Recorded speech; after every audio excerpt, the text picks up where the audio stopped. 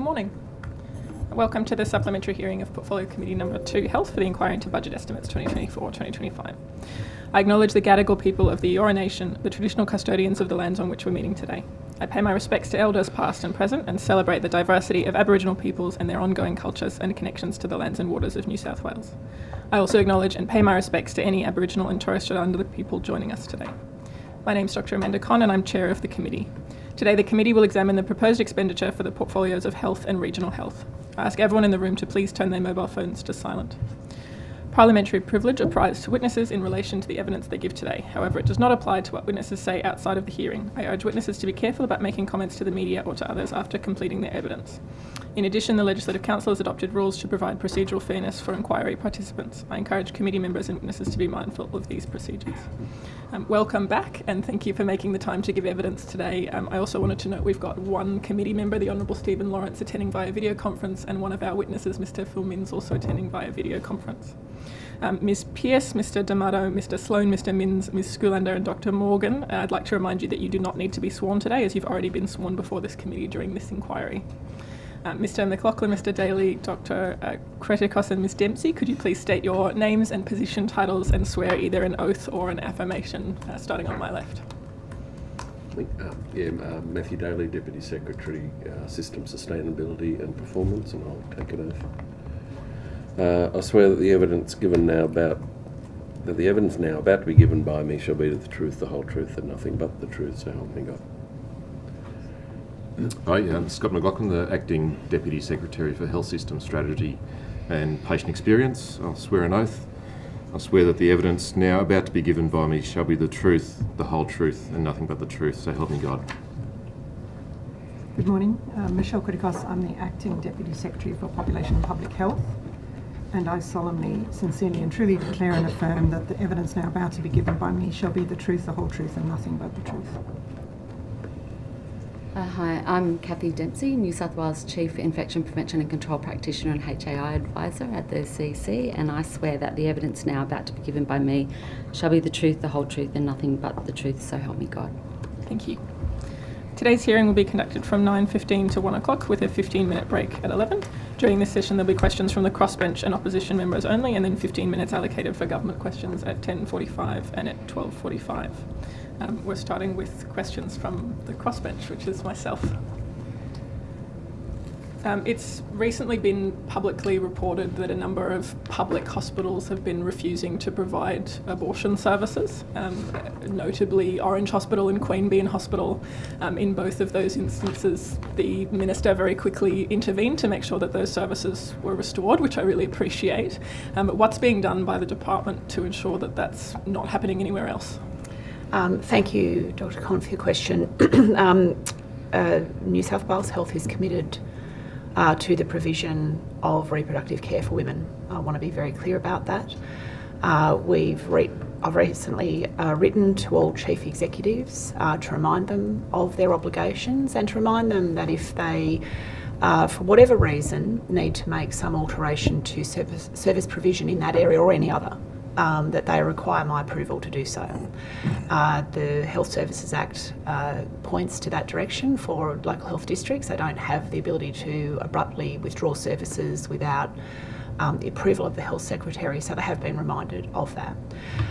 In addition to that, we have recently completed a mapping exercise of the services that offered across New South Wales Health, noting that in regard to abortion care for women, this is not something that solely rests with New South Wales Health. It is a partnership between ourselves, private providers, non-government organisations and so on.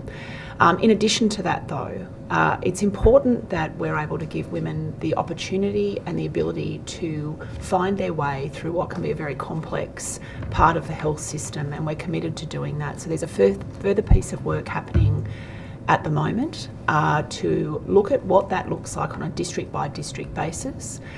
We know, for example, that the Hunter New England local health district has a very good wayfinding, if I can put it that way, in that sort of language.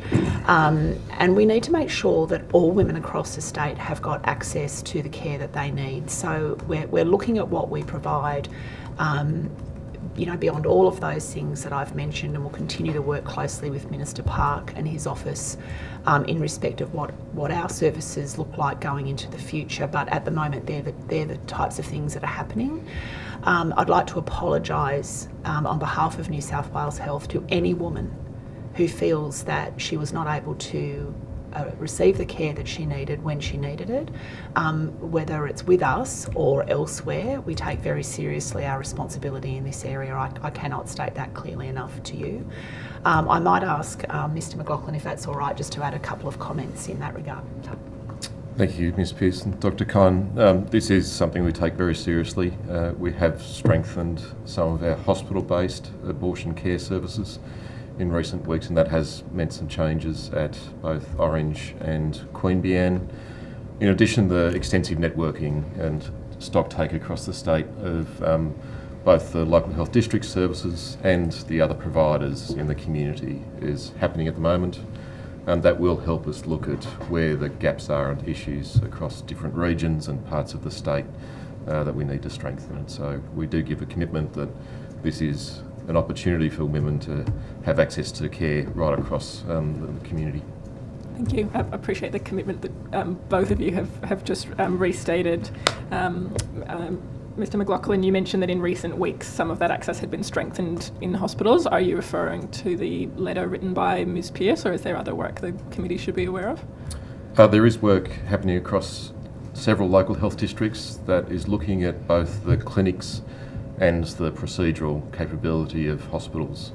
So in some regions, those new clinics have been stood up to help access for women, and the surgical capacity for women between 9 and 15 weeks that needs a procedure to terminate the baby is also being strengthened. Okay.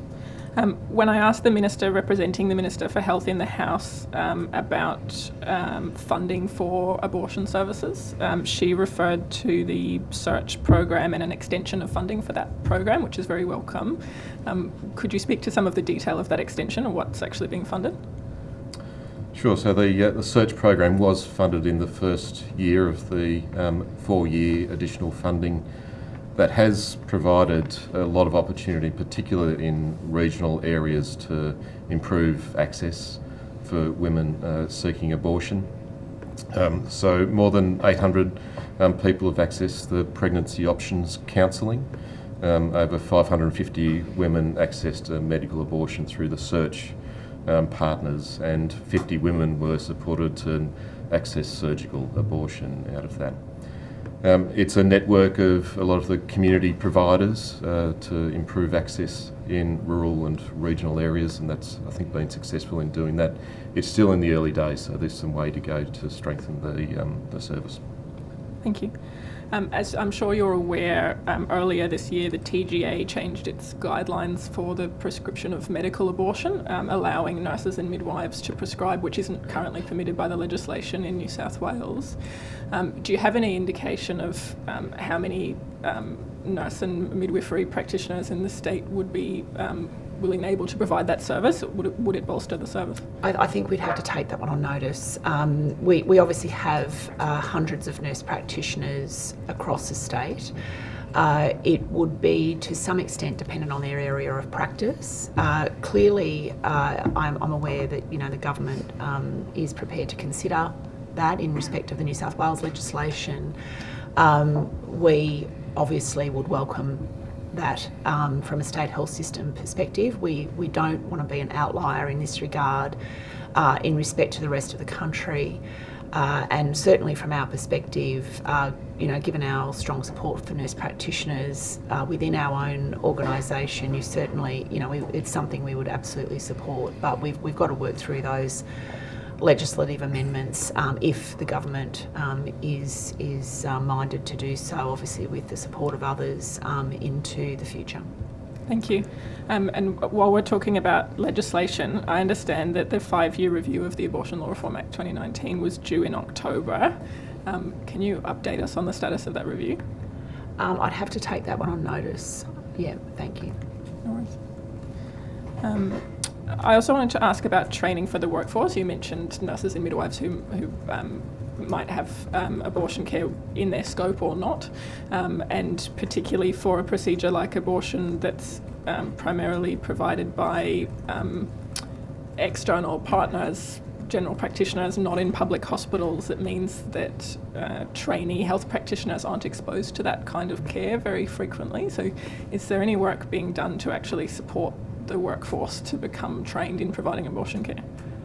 There is. So right across the whole network, including the private providers, Family Planning Australia do some training and support for clinicians that I think has been invaluable in a rapidly changing environment. We certainly provide support for our clinicians through the local health districts, and particularly in our women's health centres and through to the procedural services. I have some questions about the status of the safe staffing levels rollout. Ms Pearce is nodding. Mr Minns. Wonderful. Mr Minns, could you provide us an update on the status of the rollout of safe staffing levels? Look, I'll just look for the relevant information in my pack, but we are proceeding to roll out at level 5 and 6 EDs. We've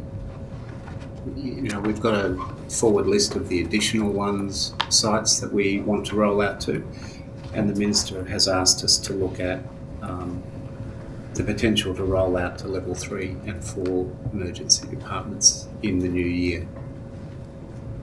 So it might be better if I return later when I can give you direct numbers, because I'm just struggling with the net speed here at the moment. Thanks, Mr Minns. I'm very happy to come back to it later this morning. I'm interested both in the numbers and the specific list, if you have that list of sites and where they're up to in the rollout, and what hospitals or what departments specifically are on the forward list. I'd be very, very interested in that. Yeah, I think I can do that certainly for the current list, and the forward list will be probably the range of options that we still need to reach agreement with the association on. Okay, thank you. There was a very recent announcement of $200 million of additional funding to address the backlog of elective surgery, which I'm sure is very welcome in the community. Which hospitals are intended to take on that work? Look, I'll pass to Mr Daly to respond to that. It will be obviously widespread across the state, but Matthew has a clearer view of what's happening there. Each LHD right across the state will be receiving a proportion of that $200 million that was made up of the 186, and also some interim funding to pick up those cases that were cancelled during the 3 days of industrial stoppage. It varies on LHD to LHD basis for two reasons. One, that some have variable numbers of overdues, and predominantly those that have overdues or breached surgical patients are also ahead of their activity.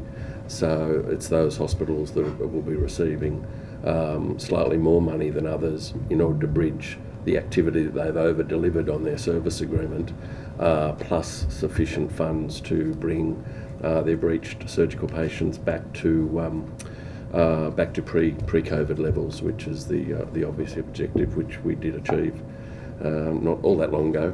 But with big numbers, it moves very quickly if there's any interruption. And are you confident that you've got the workforce willing to do the overtime to staff the extra theatre list? Yes. Certainly, feedback from the chief executives is that they're wanting to, I guess, try and rebuild our surgical capacity within our public hospitals. I think given the size of the breached patients that accumulated over the COVID interruptions, together with workforce shortages, placed a slightly higher dependence on private hospital contracts. Clearly they became, particularly the more recent work, became clearly unaffordable. And so there still will be some private work, but not to the proportion that it was. So the objective is about rebuilding our theatre and perioperative capacity back to what it was pre-COVID. In that reporting of the wait lists increasing again, there was commentary about the burden on public hospitals of winter viruses. To what extent was that problem caused by COVID itself?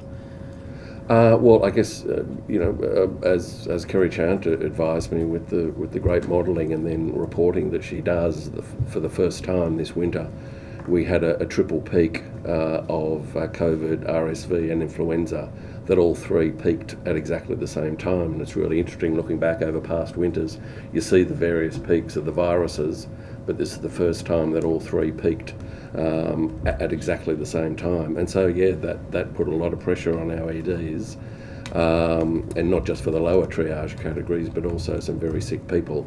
And just the nature of health service management is that there is always some squeezing the balloon over the winter period in order to manage unplanned presentations, of which we saw a significant spike over this winter.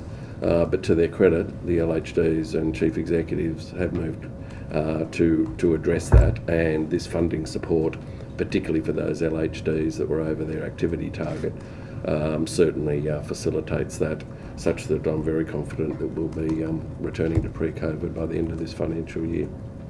Okay. In terms of the winter virus issue, including a number of viruses, what preventive measures were put in place coming into winter to try to minimise the impact of that on the hospital system?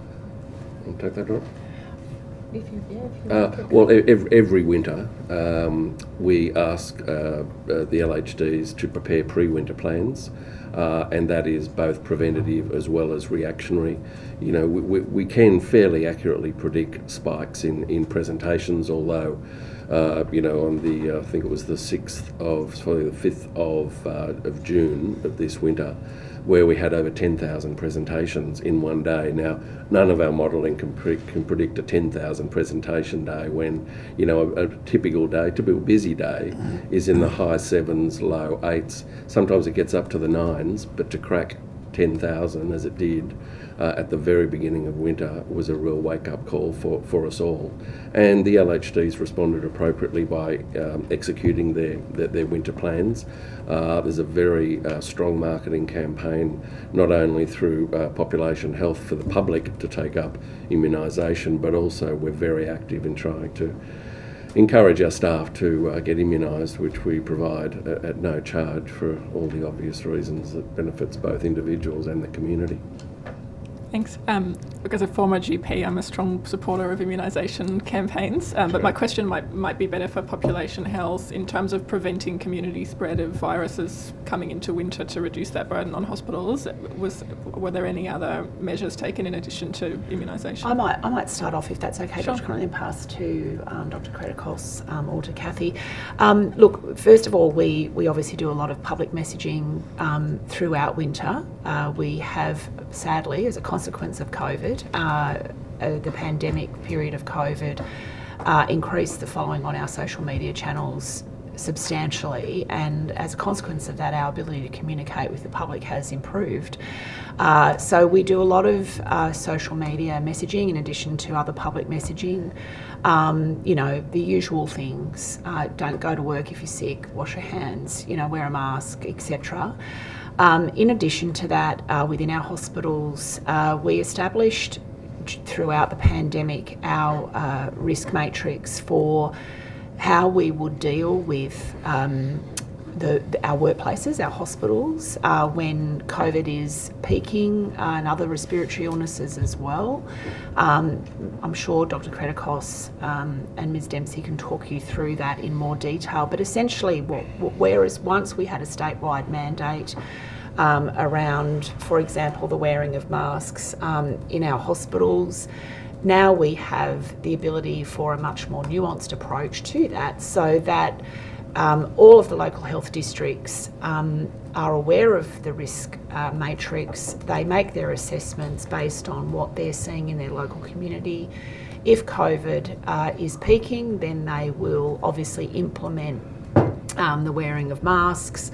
And only probably 3 weeks ago now, I was out in Mudgee visiting the hospital there, and and in particular areas of the hospital and the clinical areas, the staff wearing masks. As a visitor to the hospital, obviously I was asked to wear one as well as we were walking around talking to the staff. And so that's an example of, at a local level, look, we've got a few cases in the community at the moment.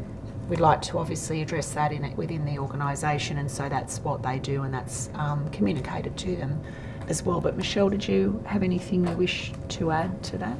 I think other than the communications, I think the weekly surveillance reports and is providing as timely as possible advice to the community when we're expecting to see an increase in the rates of COVID influenza or RSV in the community, in an attempt to advise people, particularly those who may be more vulnerable or at risk, of both that it's a good time to go and get vaccinated if they haven't been vaccinated recently, and also to take extra care if they're visiting any facilities or visiting anybody that's more vulnerable in the community. Ms Pearce, you gave the example of Mudgee Hospital, which is really helpful. Appreciate this may need to be taken on notice, but I'd be interested over the winter which local health districts or which hospitals, in addition to Mudgee, actually did re-implement kind of universal precautions for respiratory infections.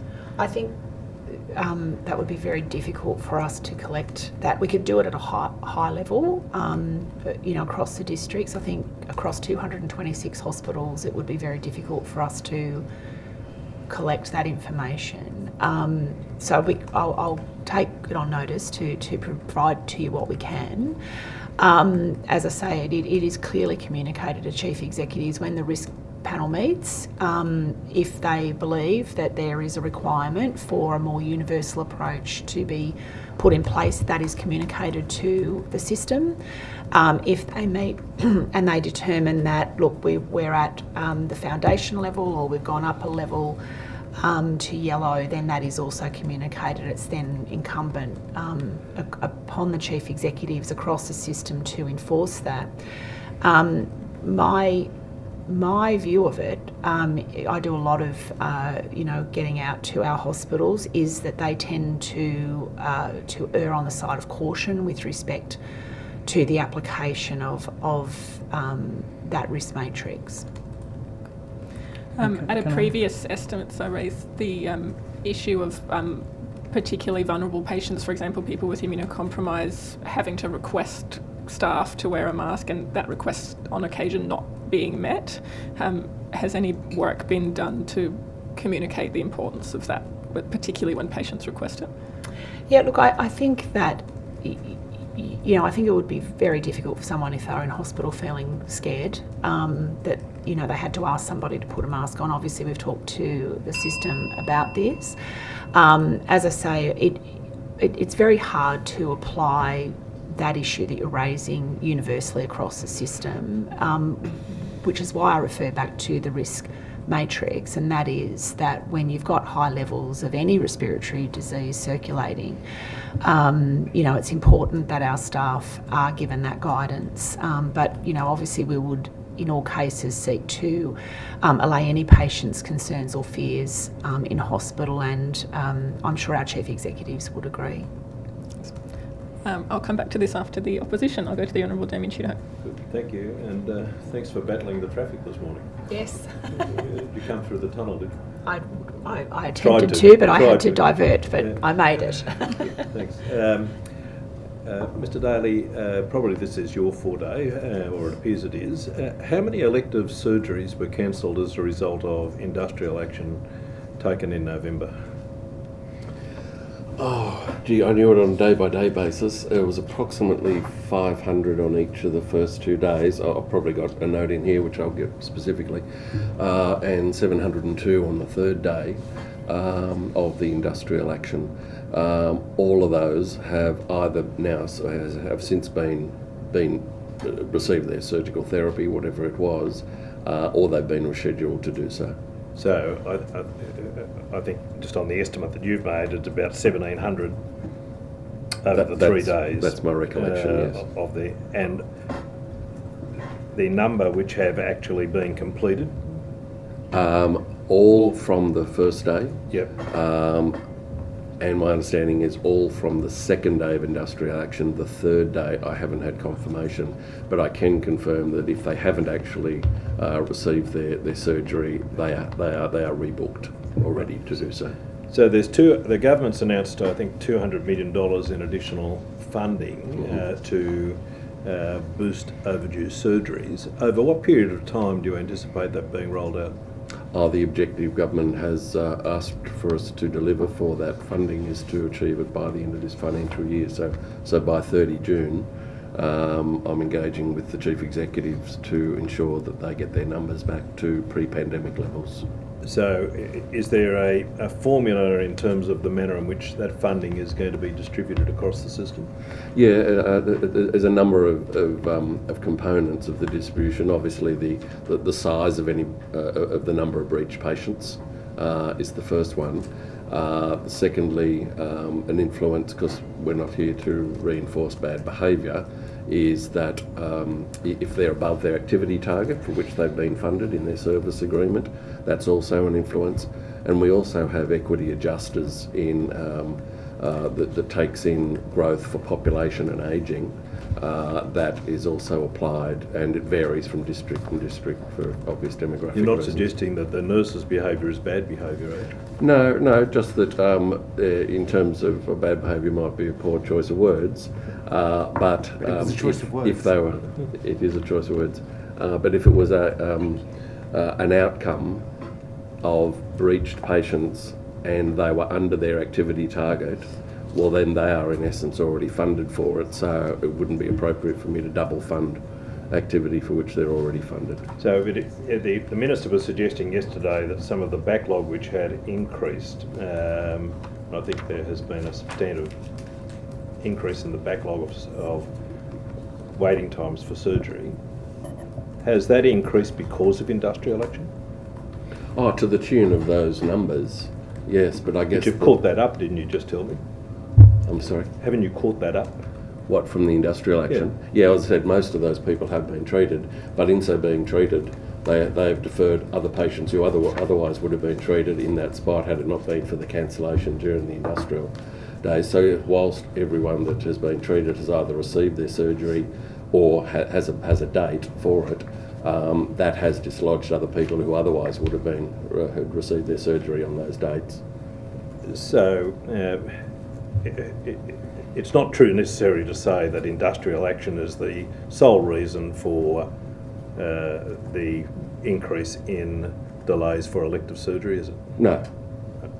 So what would you say are the additional reasons for those delays?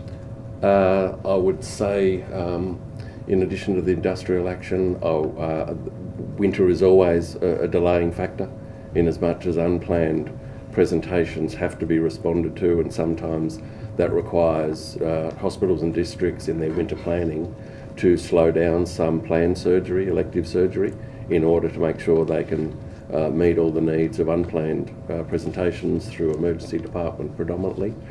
I think the growth in demand and referrals is such that in the budget allocation for this year, this $200 million is in recognition of that, and that's creating the capacity to ensure we do get back to pre-pandemic levels. Are there any local area health districts which are in fact going to meet their targets by the 31st of December? They all project, give me projections on a monthly basis. A number of LHDs are actually still predicting zero breached patients, just by the nature of their BAU management. So yeah, some are already predicting that they'll be at pre-pandemic levels at the end of December. Now the expectation is that that'll be continued within their service agreement envelope with the support of this additional funding if it's required. So just let me understand this additional funding. Is this coming from within the health budget, or is it new money? It's new money. It's new money. Correct. So there's no reduction in any of the other health spending as a result of this $200 million? That's correct. Could I ask you in relation to the negotiations with the Nurses and Midwives Union? Ms Pearce, how many of those negotiations have you attended? I have been in a few meetings with the Nurses and Midwives Association leadership. Mr Minns equally has been in a number of those meetings. I couldn't give you the exact number. I'd have to come back to you on that. Has the Mr. Minister been in attendance at those meetings? The Minister has certainly been in attendance, yes. How many of those meetings I has would the have to Min- take that on notice. Has the Premier ever attended any of those meetings? I don't recall when I've been there. Is that what you're asking me? Yes. Not that I can recall, but I know that the Premier has had meetings with the Nurses and Midwives Association leadership team. As part of the wage negotiation? That's my understanding, yes. Has that been in a direct meeting just with them one-on-one, or were officials... I think you would need to direct that question to the Premier, Mr Tudor-Hope.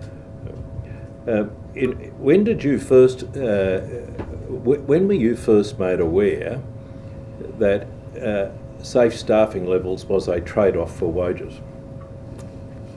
I think look, the term trade-off, I think, is something that is not the way I would describe it. I think that in the various discussions, and I will pass to Mr Minns, there have been suggestions put forward at various times about what could be done to achieve an increase in pay for nurses within the government's wages policy. Obviously, this matter is before the Industrial Commission, so that is a forum where things are raised and discussed as potential options. But if it's okay, I'll pass to Mr Minns to... I'll come back to you, but I'm Sure. happy to hear from Mr Yeah. Minns. Yeah.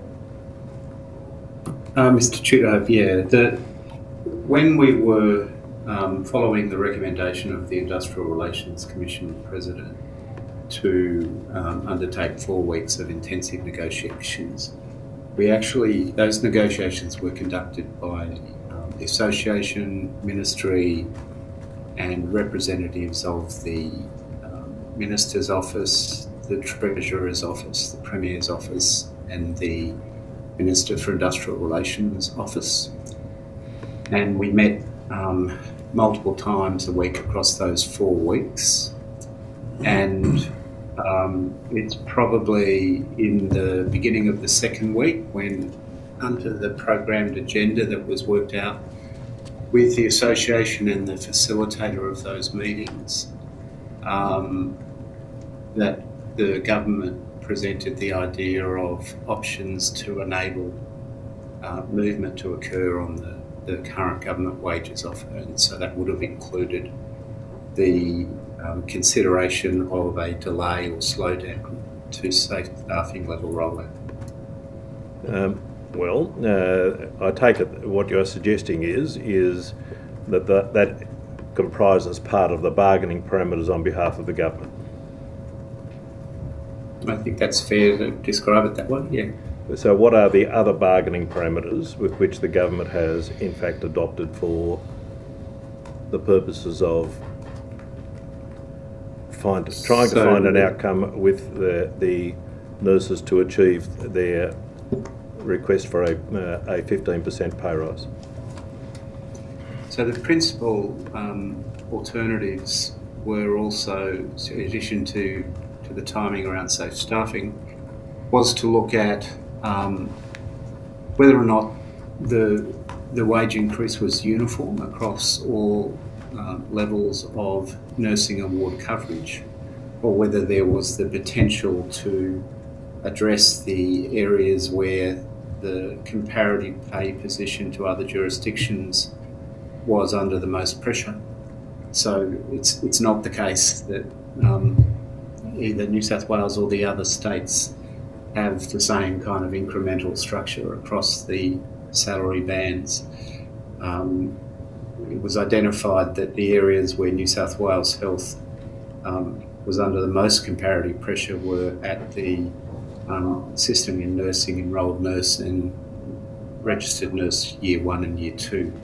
And so options to look at addressing those classifications initially and spreading that over a multi-year agreement was another consideration. And then the final one was to look at the repurposing of funding associated with scholarships related to nursing roles. So would you identify any of those as productivity enhancements?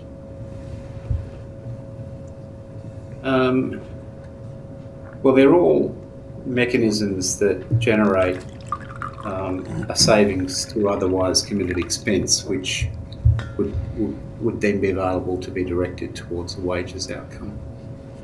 But it's not a productivity outcome, is it? It's a cost saving. It's properly defined as a cost saving rather than a productivity outcome. Well, potentially. If there was a Treasury economist present, I'd get them to define productivity and see what they'd say. But it is a reuse of allocated funding. Given that 60% of the recurrent expenditure is related to employee expenses, would you agree that it's going to be difficult to find savings in health to pay for any wage deal above 10.5%? All things to do with the health budget are difficult. There's no other way of looking at it. It's because of our size and scale that whatever we do, the numbers multiply through. And so I think Mr. D'Amato could give you the precise percentage of employee-related expense in the budget, but it is around 60%. Did you agree with that? It is 60%, Mr. That's correct. So have you been able to identify how you would afford a 15% pay rise if that was to be awarded by the Industrial Relations Commission? Look, at this stage, I think we made a commitment in respect to savings, and I don't think there is further opportunities for us to identify savings of that magnitude. So, on the 13th of November, the Premier said that the government has made an offer to the association regarding RN1 and and RN2 nurses, and I think you made reference to that earlier. And he said this: we will negotiate with the union about boosting in particular RN1 and RN2 wages so that they could be second or even first in the nation. Are you aware of that offer? Sorry? You aware of that offer? I'm aware of those discussions. Is there an offer? Again, I'll go back to Well, Mr. Minsford's yeah. status of that. The nature of the 4 weeks of discussions, negotiations with the association was that we agreed to work through an exploration of various fact bases, and one of the fact bases was what could you do if you determined or decided to be creative about how you structured increases, addressing the market position with other jurisdictions. And so I don't think it's the case that only one idea with respect to that smoothing and spreading across 3 years was canvassed. I think more than one was canvassed. But ultimately the association was not keen on that method of progressing the conversation. So, Well, given... I guess we didn't put it in writing on a piece of paper as an offer. We presented some worked calculation tables that showed how you could do it differently, and doing something about RN1s and RN2s was certainly amongst that mix. Well, an RN1 nurse, as I understand it, currently earns about $70,000 in New South Wales. Is that right? Well, that will be their base rate before you look at what they might take home as pay associated with their shift loadings. Yeah, I accept that. However, as a base rate, if you were going to make it the best in the country and to, for example, exceed Queensland, that would require an 18% increase, would it not? I don't have the numbers in front of me, Mr. Tudorhope, but it would be a significant increase. So is that what the government has offered the association for RN1 nurses? I think what we did was canvass that option in the forum that I've described, with the membership that I've described. it just wasn't met with any particular enthusiasm. So, you know, it's probably a bit of a definitional point about whether or not an offer's been made. What we were doing was trying to problem solve how to see if we could make progress in the negotiations. And beyond canvassing those ideas, they didn't receive a lot of pick-up or take-up, and consequently the parties accepted that that wasn't a route forward. But I'll come back to that. I just want to ask Ms Gulander some questions on Rouse Hill Hospital. Ms Gulander, has any costings been undertaken to determine how much it's going to cost to add a birthing unit at Rouse Hill Hospital? Yes, they have. And are you able to provide us with those costings? I am not. That is information that has been requested of me. Have you provided advice to the Minister of the costings? I have, and/or it's on its way to the Minister. I was asked that question last week, so I have prepared a brief which is probably on its way to his desk. Okay, well, I'll put it to you. I'll put this to you. Is the costings roughly $200 million? I actually do not know the answer to that question. I'll have to take it on notice. You do know the answer, you're not telling me. Isn't that the case? Well, I think that it depends on specifically what you want to know the costing of, because there's a range of costings that relate to that number, which are outlined in that brief. So you agreed, would you, that based on the population growth in Rouse Hill, they will require a birthing unit by the 2030s, is that right? My understanding is it is within the 2030s, but towards the back end of the 2030s, when you consider it against the entire catchment of Western Sydney Local Health District. So when was the Minister first made aware of the fact that Rouse Hill Hospital wouldn't have a birthing unit? Point of order, Chair. Mr Shooterhope's asking the witness about when the Minister was made aware of something. I think that's a question that's better asked to the Minister, not the witness. Sorry? Well, you're asking the witness to give evidence about when the Minister... I think that's actually a fair point of order, but you might be able to rephrase the question. Well, when did the department first provide to the Minister? I actually don't know the answer to the question because it would have been before my time in the acting chief executive position, but I'm able to take that on notice. Ms Pearce, do you know? Does anyone know when the department first advised the Minister that a birthing unit would be required at Rouse Hill Hospital? I think, Mr Shooterhope, with respect, you're assuming something on our behalf that you're sort of putting us in a position of agreeing to what you're saying in terms of the modelling for Rouse Hill Hospital. So we're happy to take on notice any advice we've provided with respect to maternity services at Rouse Hill Hospital. My understanding is that the work was done with the district to look at the requirements for birthing services in Western Sydney. We will have formed, and as the district will have, a clinical services plan with respect to what's required, but we'll need to take it on notice. So would you agree that the original planning for the hospital didn't include a birthing unit? I'll need to take that on notice. Okay. Can I just now ask you in relation to pill testing?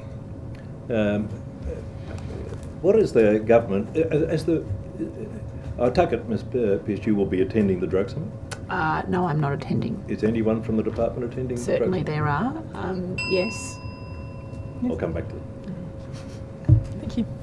Chair, Can I just clarify, when Mr Shooterhope asked that question in relation to the briefing for Rouse Hill, was there an offer to table that document? Should we ask for that? Was that taken on notice? It was taken on notice. I think, yeah, so we're going to, the document will be provided to us, is that correct? On notice? The question was taken on notice. I don't think my recollection was that no document was referred to. You got it. That's all right. We'll go back to Crossfir's questions. I just wanted to follow up some of the opposition's questions about the surgical waitlist. I appreciate this one might need to be taken on notice. How many elective surgeries were either cancelled or postponed during the 4-week pause for intensive negotiation with the Nurses Union? My understanding is that there were no cancellations or pauses associated with the negotiations. So to be clear, I'm not asking about postponements or cancellations associated with the negotiations, just for any other routine or Oh, operational okay, reason. during that time frame. Yes, that's right.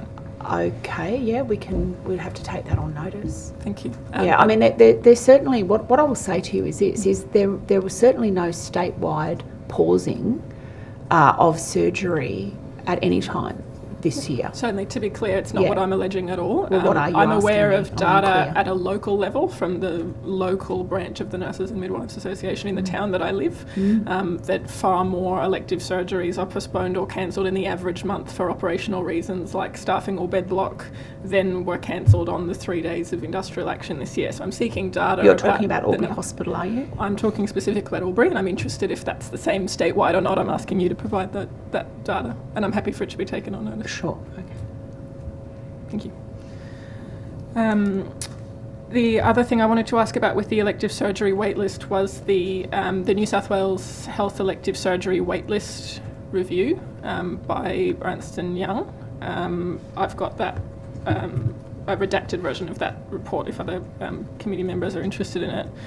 And I'm just going to quote from it. So the report found that, quote, clinical reviews which resulted in a clinical urgency category decrease were noted to be influenced by non-patient factors, such as resourcing constraints or likelihood of exceeding the maximum recommended procedure period. So it's talking about adjustments to the waitlist for non-clinical reasons.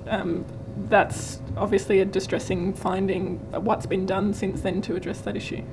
I'll pass to Mr Daly on that report specifically, but New South Wales Health has a policy for the management of elective surgery patients, and it is our expectation that local health districts adhere to that policy, and that means that if there is to be a movement of someone's clinical category, that is signed off by their treating clinician. However, there are circumstances that, as we've just discussed, where for other operational reasons it is necessary to alter somebody's scheduled surgery. Sometimes, we've talked about what's happened this year in respect of some industrial action, the winter period. You might have an infrastructure issue that results in Broken Hill recently, for example, with the power issues there. They had some disruption to their surgical program, albeit briefly, but it did happen. So the reason we do reports like the one that you've just referred to is to ensure that there is adherence to the policy. And when we learn, or if it is, if there's a point to the fact that the policy may not be being adhered to, then that is raised with the Chief Executive, and they're asked to ensure that they are meeting their policy obligations. But I'll pass to Matthew. Sure. The policy is pretty clear about it, that there are both patient reasons, there are clinical reasons, there are even surgeon and anaesthetist reasons. Sometimes a surgeon might bring in sick and it gets postponed for those reasons as well. But the policy outlines how you actually respond to that, in as much to ensure the patient is not disadvantaged. So if there is a cancellation, even for the patient's deteriorating condition, they don't start the clock again, but rather they go back on at the next available opportunity without going back to the beginning. There were some occasions that the review, which we do these reviews every couple of years to make sure the system is compliant with the policy for the obvious reasons you're asking, and where we've found there hadn't been 100% compliance, we're seeking confirmation that adjusted practice to ensure compliance going forward, and we will recheck that at a not too distant time. The report also referred to internal perceived pressure to avoid breaches. Is anything being done to change the reporting requirements or address those barriers to accurately reporting the waitlist? I think every health worker works under pressure to avoid any delay in any patient's treatment. So on the one hand, that's a positive reflection and displays again how committed our staff are to make sure patients receive treatment in the appropriate time frame as indicated by their lead clinician. I'm not aware of any specific case where anyone has been pressured to change or delay a case, and if it was, I'd respond quite appropriately. Sure. Could I also add, Dr. Conn, if it would be okay to assist the committee, I think it's worth noting that the absolute majority of patients have no change to their clinical urgency category. the absolute majority. That's followed by another large number of patients who have their category changed as a consequence of their readiness for care. So we're talking about a very small proportion of a very large elective surgery program in the context of a lot of system pressure. And I think the context around that needs to be noted by the committee. Sure. If I can just come back to Mr. Daly, what I'm referring to are the specific instances where the clinical urgency category was influenced by non-patient factors. So if someone's clinical condition actually changes, of course that's a good reason to change the urgency category. The report noted, for example, that as people were approaching the maximum recommended wait time, they were far more likely to have their urgency changed, and that in some cases that was for the purposes of the reporting of the wait list rather than because someone's condition had actually changed. That's my specific concern here. Yeah, I can understand how one could choose to read it that way. However, the reality is with the hundreds of thousands of surgeries we do every year, they can't review the wait list for those approaching their breach period every day of that period. So what tends to happen is that they do review those cases to actually ensure and identify the most acute cases so that they don't breach. On occasion, they're referred back to the surgeon to say, unless you can schedule this patient to come in, over the next week or 2 weeks, they will breach. Can you assess the clinical urgency of that patient? And on occasions, once reviewed by the treating surgeon, they've reclassified because they viewed the patient as at that time not actually meeting the urgency classification. And that could be going from a Cat 1 within 30 days to a Cat 2 within 90 days. But that's either determined by the treating surgeon or the reclassification occurs with the oversight of the director of surgery for that particular hospital. Okay, and so are you satisfied that the local health districts referred to in that report were doing that per policy? I think it's fair to say, like any big organisations, there are slip-ups about consistency, but my job is to ensure consistency in every hospital, in every part of New South Wales health system. And that's why we do these reviews, to see if there is a lapse of practice, so that we can ask for them to correct it, and that's exactly what we're doing in this case, as has happened in the last couple of years, that at least I've been observing. Okay, and moving forward, how will you ensure that that's continuing? We will continue to do these audits, too strong a word, but in essence it's a type of surgical audit to ensure compliance with the policy. I'll just come back to COVID. We were interrupted by the bell. Ms Pearce, you were just starting to talk about hospital-acquired COVID, which, as you know, is an interest of mine. And there was data released through a GIPA request in September that showed that over 6,000 patients had COVID-19 with onset during their hospital admission, and 297 deaths. When I've asked about hospital-acquired COVID in the past, Dr. Chant advised that hospital-acquired COVID data is not collected or aggregated. Is that still the case, given those likely rates of hospital-acquired COVID from those numbers? Dr. Connors, you'd be aware we've written to you as the chair of this committee to clarify that information that was released under the GIPA, and also in consideration of the questions that you have asked, and we appreciate your interest in this area. We don't systematically collect COVID transmission in hospital, as we've said. The data that was collected for the GIPA was prepared for that GIPA with a large number of caveats. And that is because, and I'll get Dr. Kretikos to comment further on this because she's far more expert in this area than I am. But there are a range of issues with respect to how you can reliably capture that information because of the way COVID behaves. What is as important in our view, which is why we have Ms Dempsey here today as an expert in infection prevention control, is how at a hospital level you continue to use universal precautions to protect both staff and patients against any transmissible infectious disease. It is something that hospital systems are well practiced at.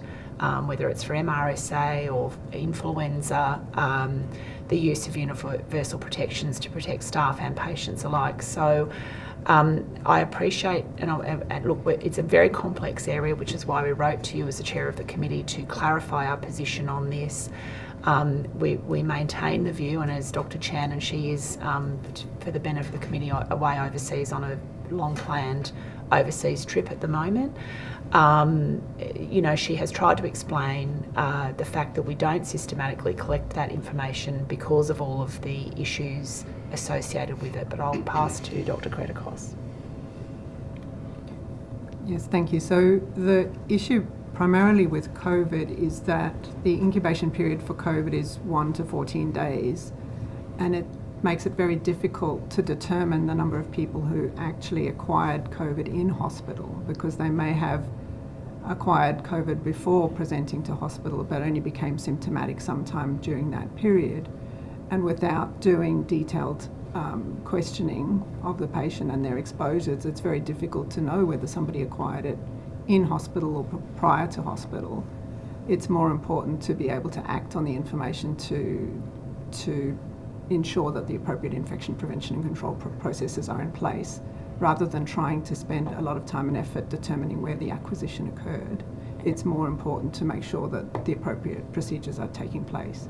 So if I can follow that up, in Victoria, they aggregate and report data on hospital-acquired COVID, and their criteria for a hospital-acquired COVID case includes symptom onset more than 2 days after admission, as well as a couple of other criteria.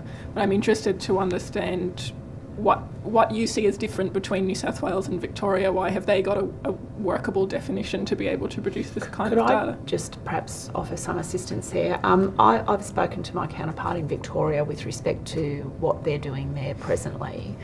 And one of the issues which, during the pandemic, I think state by state, it's fair to say that there were differences of opinion about certain elements of the pandemic. I think this is probably one of those. The manner in which Victoria is currently reporting and collecting it, I think, relies, in my view, knowing that the patient was negative for COVID upon admission. They don't know that.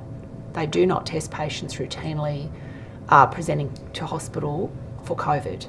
And I've confirmed that with the Victorian Health Secretary on the way here this morning while I was stuck in the traffic, in fact, because I was interested to understand, because I know you've asked that question of us before, why Victoria does that. And I was curious to understand, are we missing something here? But I think on balance, it's fair to say that their data, even during the conversation I had with him earlier this morning, is fairly unreliable, as a consequence of that very issue, that if I go to hospital today, unless you know for certain that I am negative, how can you make that assumption? But I'll pass back to Dr. Kretikos.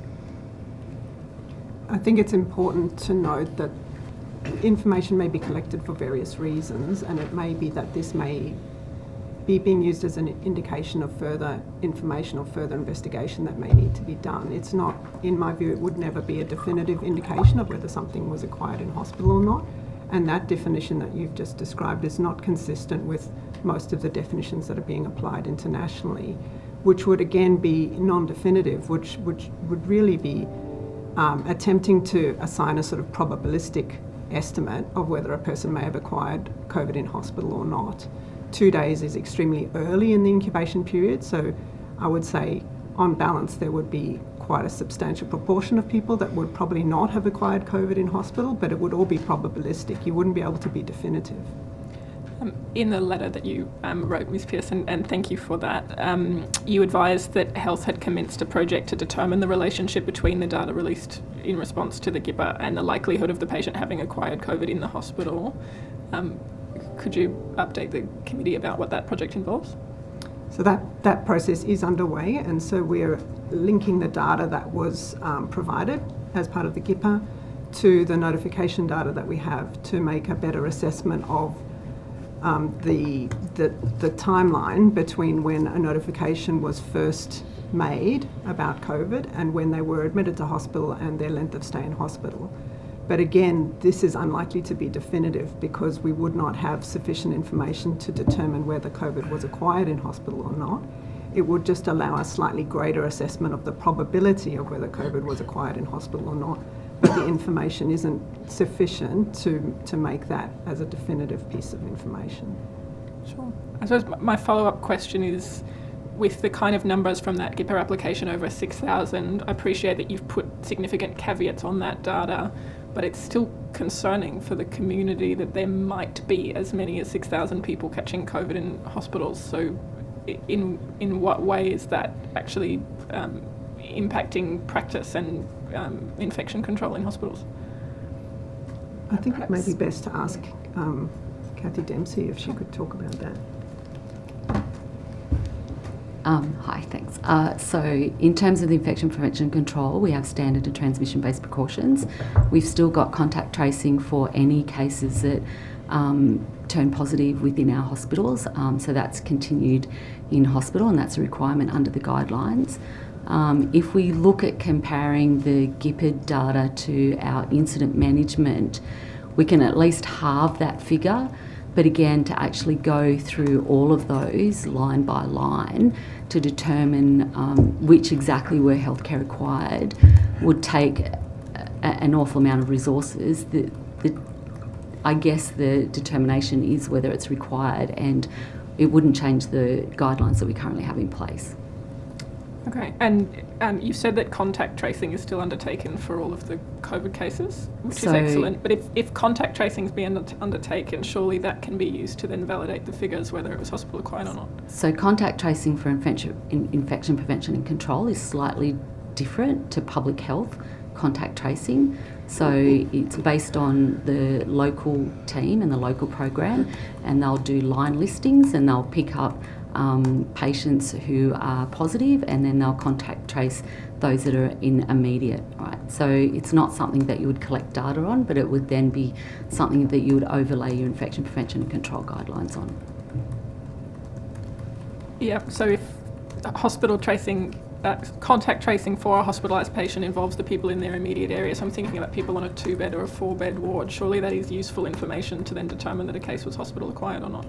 It is locally, and it's acted upon locally. It's not something from a statewide perspective.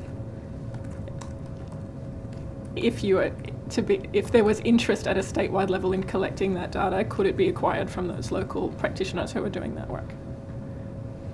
I think the point that Ms Dempsey's making is that it wouldn't change the guidelines. So I think fundamentally, obviously we don't, let's be clear, we don't want people acquiring any type of transmissible disease in our hospitals, whether it's COVID, influenza, RSV, MRSA, any of it.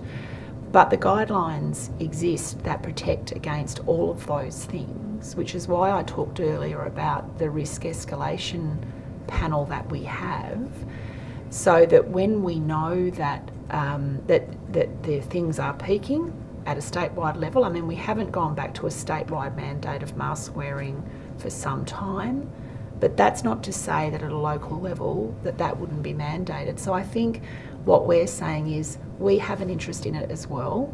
The collection of the data could be useful for forums like this, but in practice we have processes in place to protect our patients and our staff.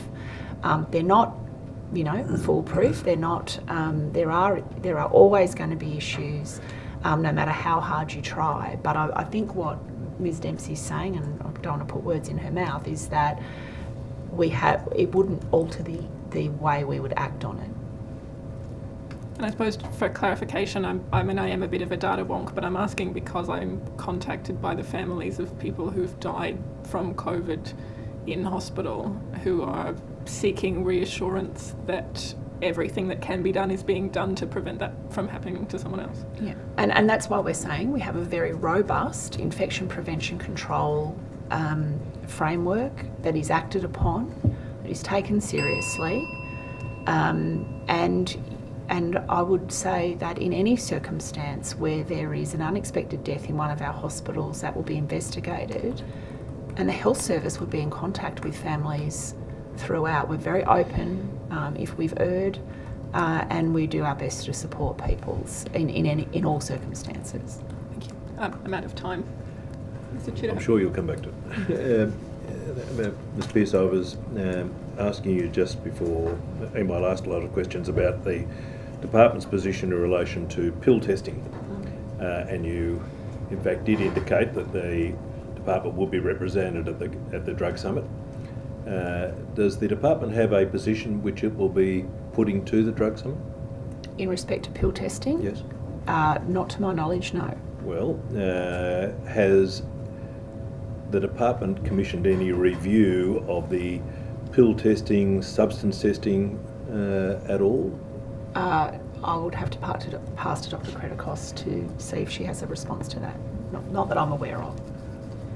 In preparation for the drug summit, we have provided some background papers which are currently available on the New South Wales Health website that describe the current situation in relation to many aspects of drug and alcohol treatment and prevention, which includes monitoring and reporting on drug trends in New South Wales, which includes description of potential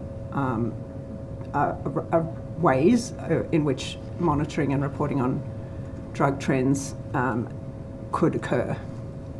Well, then specifically, has any work been done to review the data relating to pill testing and substance testing?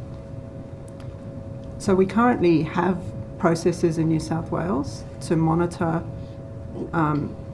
adverse events relating to drugs, ingestion of drugs, which includes both clinical surveillance and surveillance of police seizures, and we review and act on that information as part of our current processes. Well, I'm asking though, in terms of a submission to the drug summit, has the department formed a view about the efficacy of pill testing? So I don't think we'd want to preempt the discussions that are about to occur at the Sydney forums for the drug summit. Well, but if you've done a review which might, I suppose, educate the drug summit in relation to the department's view? So as I mentioned, the information about the available processes is available in the background paper, which is available on the health website. Who would have done that review work? Did you do that work? I didn't personally know. Who did it? So that background paper was prepared by people within the Ministry of Health, drawing on information that is available about the various options. So I think, Mr. Tudor, hope if I might say, that's quite different to the department having a position. The provision of information that is relevant to the attendees at a drug summit is not the same as the department having a position. It is not for us to have a position. Well, then my point remains then, has the department commissioned any review of the current pill testing arrangements in New South Wales? I don't, not that I'm aware of, but I'd have to take that on notice. Dr. Krupas? I've just mentioned that we currently review the information about drug overdoses and drug incidents that's available to us through clinical and through forensic information that is captured through police seizures and through the coroner. But I think you're asking a slightly different question. I am.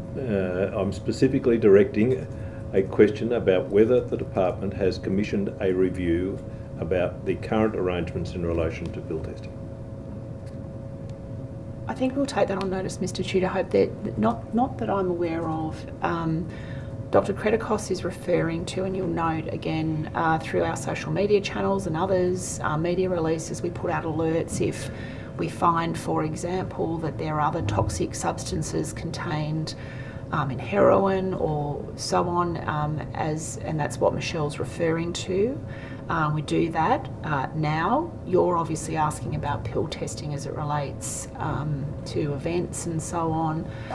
We'll take that on notice, but I will restate, it is not for New South Wales Health to have a position. We provide information broadly with respect to what exists in other places, But that's against a whole range of other things. The Drug Summit that the government has commissioned will examine matters. It's got independent people reporting, as you know, John Brogden and Carmel Tebbit. They will take into account what they hear at the Drug Summit and make some recommendations. We are participating in that process. It is not a matter for New South Wales Health to predetermine. I understand that. You would be aware, of course, that the government's final response to the Special Commission of Inquiry, they provided this position: the government does not support substance testing and is not satisfied sufficient evidence exists to justify its introduction. That was the government's position then. Ms Pearce, are you aware of whether that position has changed? No, I'm not. So as of the 2nd of the... I'm sorry, Mr Shooter, I'm not trying to be difficult. You're losing me, though. Are you referring to the ICE inquiry? Yes. Or right? And what year was that conducted? Well, we were in government. So I'm not. That's why I'm getting a bit lost, because I'm not sure which government you're referring to. Yeah, it was the government at the time, which was the coalition. You, government. yes. The better one. Yeah. Are you aware whether that position has changed? I think your question would need to be directed to the government. I'm not the government. Yeah. So, well, the inquiry was 2020, and I think the response of the government was 2022, maybe 23. Point of order, Chair. I think that Ms Pearce has indicated that I'm comfortable with it. Right, okay, so there's no question there. It's just that Ms Pearce has already indicated the answer to that, which is not in our tenure. And Sorry? she's not the government, and it's not in our tenure anyway, so It's out of order. it's out of order. Yeah. Ms Pearce, in terms of the position of the taken by the department and by in respect of the Drug Summit, will the department be actually making a submission? No, I don't know. No, I don't believe so, because we're there to assist the government to run and organise the Drug Summit with a large number of attendees and people invited. It is, again, not a matter for New South Wales Health to put a submission or its view. We are the servants of the government of the day, and we will carry out what is determined once approved by the current government. Has the Minister sought any advice in relation to a potential change in respect of pill testing? Not that I'm aware of. Dr. Kritikos, are you aware? I'm not aware of any specific advice. The information that is available currently on the website is factual background information to provide and support discussion at the Drug Summit.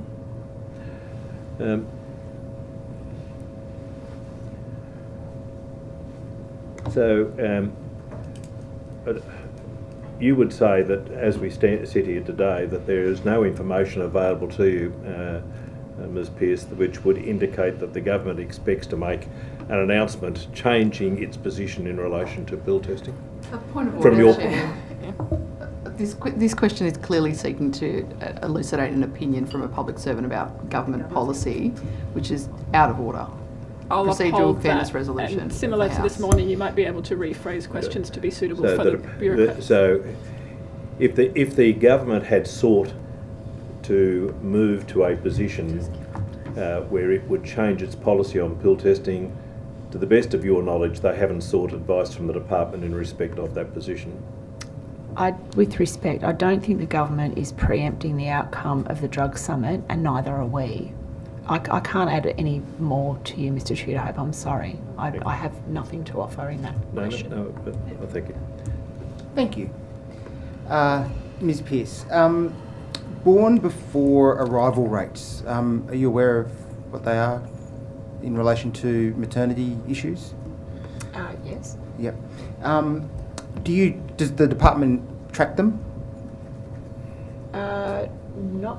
Well, look, if we do, it's not something that is I'm currently aware of. Okay, so it's not really something that's been raised and addressed within the So department? you're talking about babies that might be born on the way to hospital? Yes. Or, Yes. not specifically, no. Is it your opinion that won't ask your opinion. Do you believe that the rates are increasing or decreasing at this stage?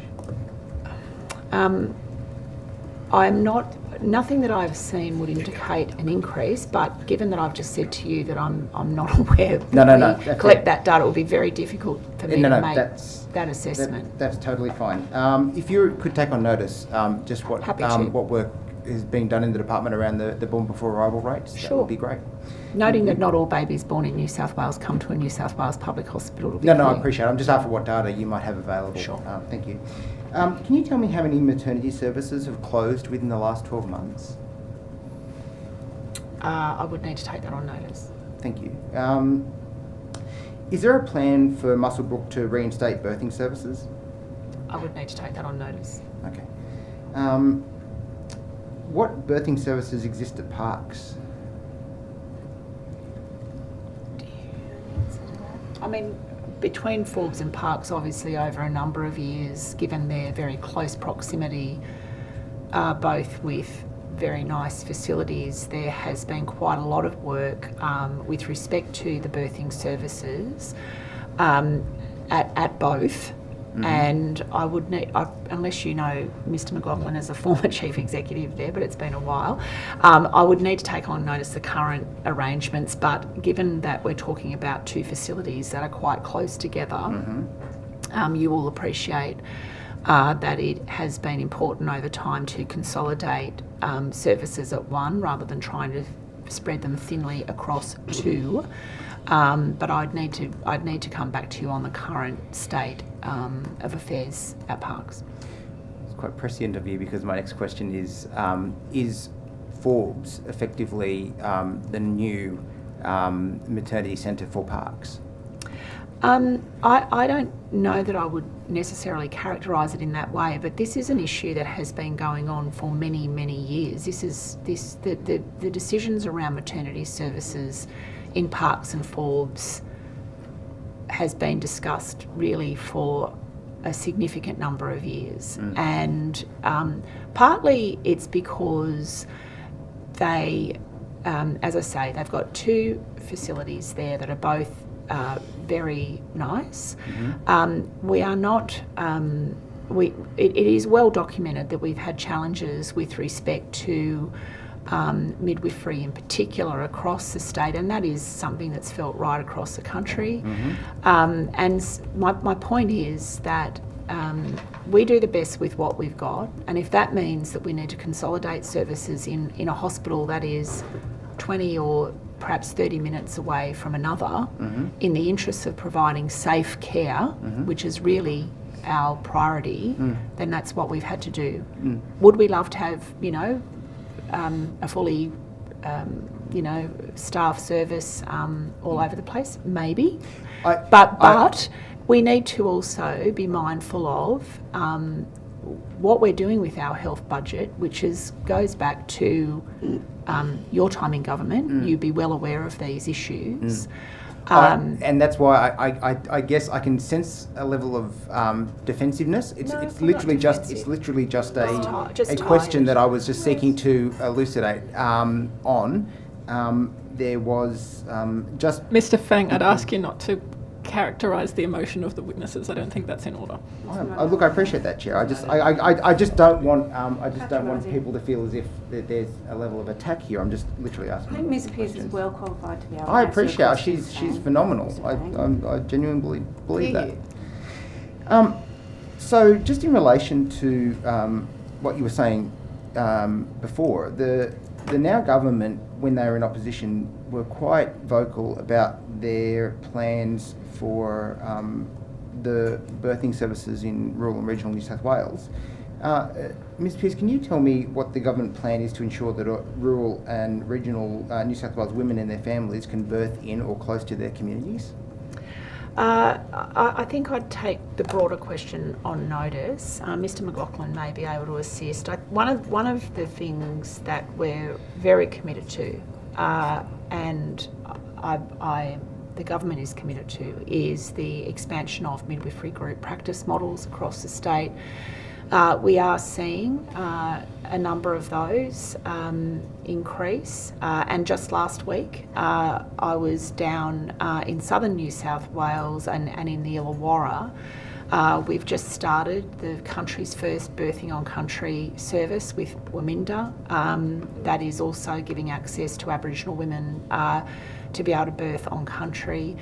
So there is a strong commitment to improving the number of sites, particularly for midwifery group practices, but I'll hand to Mr McLaughlin for any follow-up. Thanks. Thank you. So there's been some major investments in additional maternity-led care and antenatal, postnatal support services for mothers that is seeing some significant improvements in those services across the whole of the state. The delivery of birthing services in our hospitals has been challenged by the workforce shortages and challenges, both midwives and obstetrician gynecologists. Yeah. Again, quite prescient that you provided those responses, because the next question I've got is, when will there be targets, timelines and accountability for health services to ensure that rural and regional women in New South Wales and their babies have access to the MGP or the maternity midwifery group practice? I don't know that I can characterise that as targets, timelines and accountabilities. I mean, we work through the models of care based on local need, based on the staffing we have available. In certain areas of the state, it's been more challenging. Midwifery group practice models are very good models. They're very well, the midwives who work in them enjoy working in them, but they're very labour-intensive models.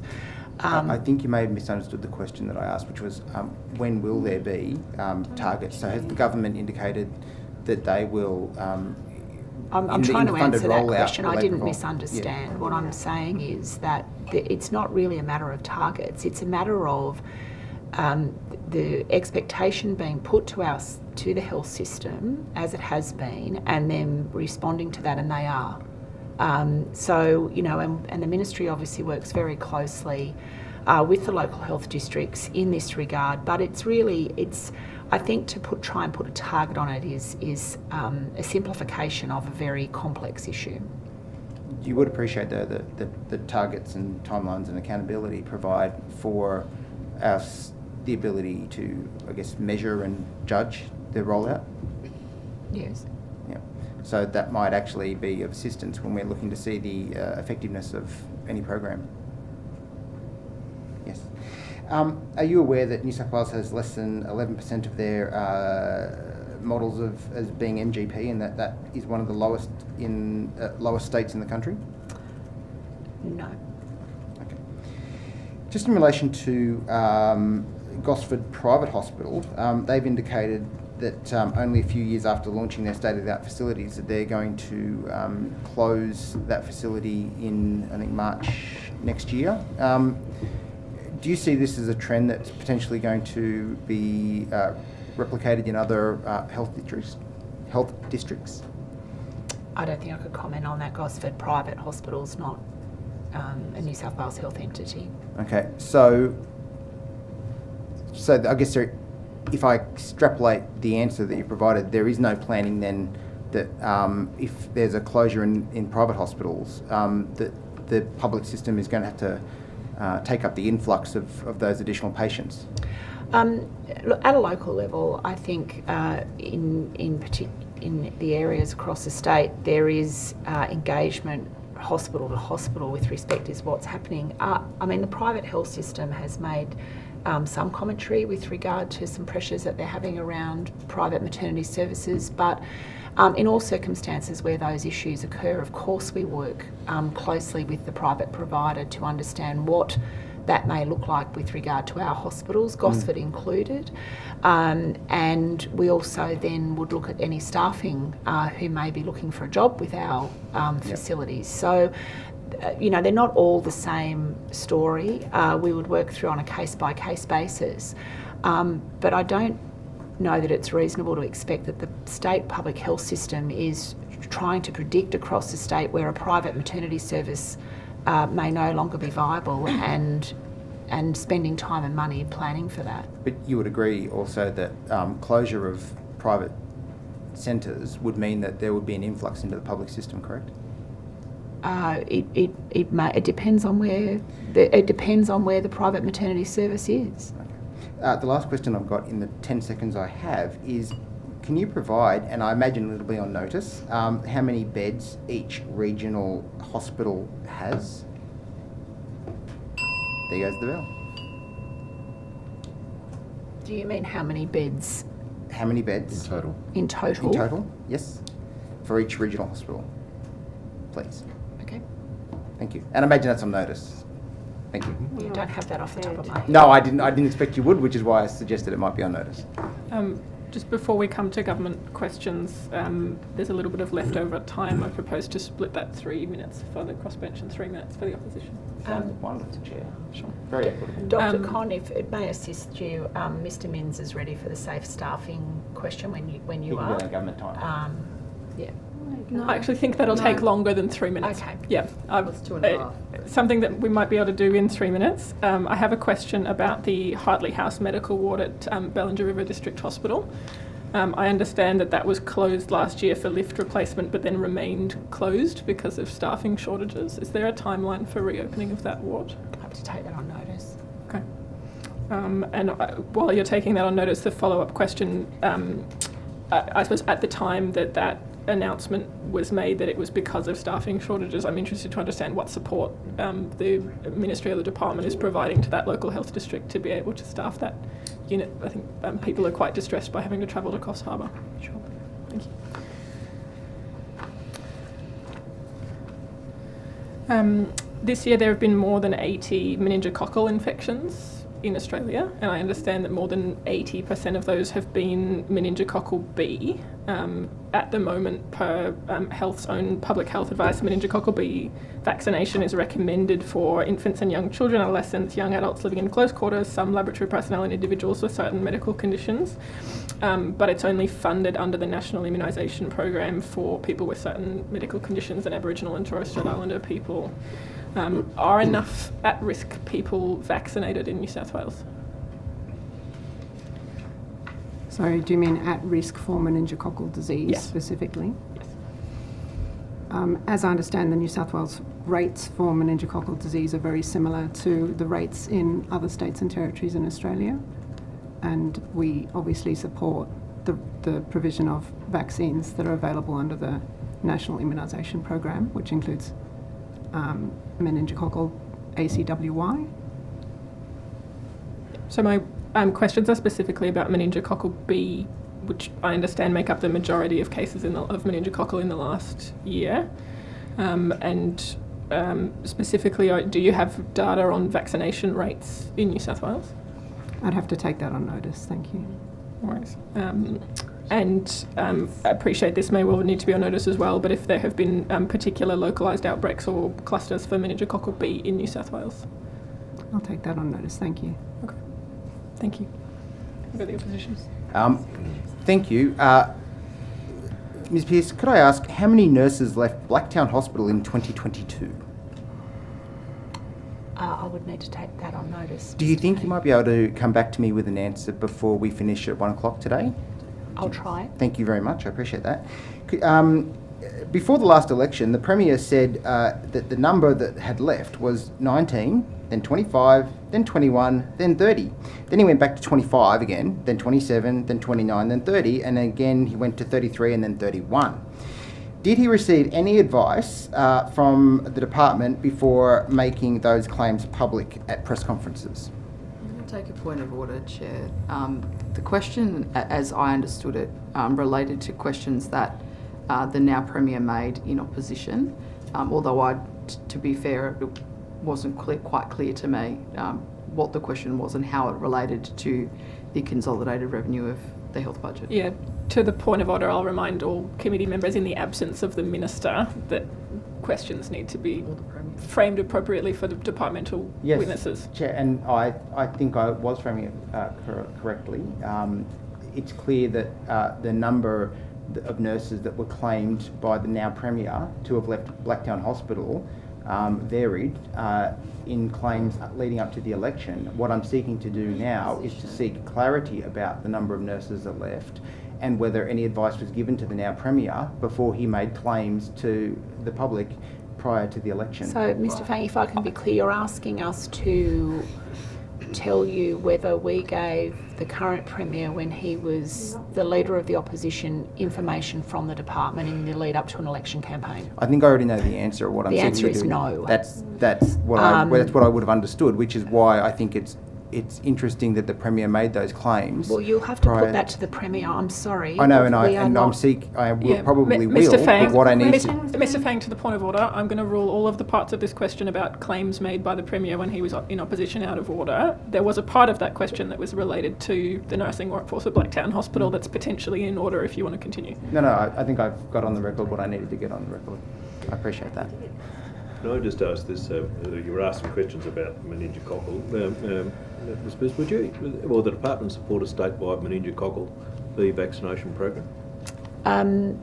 Mr. Tudor Hope, we've responded to questions about vaccinations in this committee previously, and our position generally is that we look to the Commonwealth and their PBAC processes to determine vaccinations that are rolled out across the country because it is a very difficult situation, and we experienced this over a number of years with states jumping out and giving free vaccinations for this and that are outside those Commonwealth guidelines.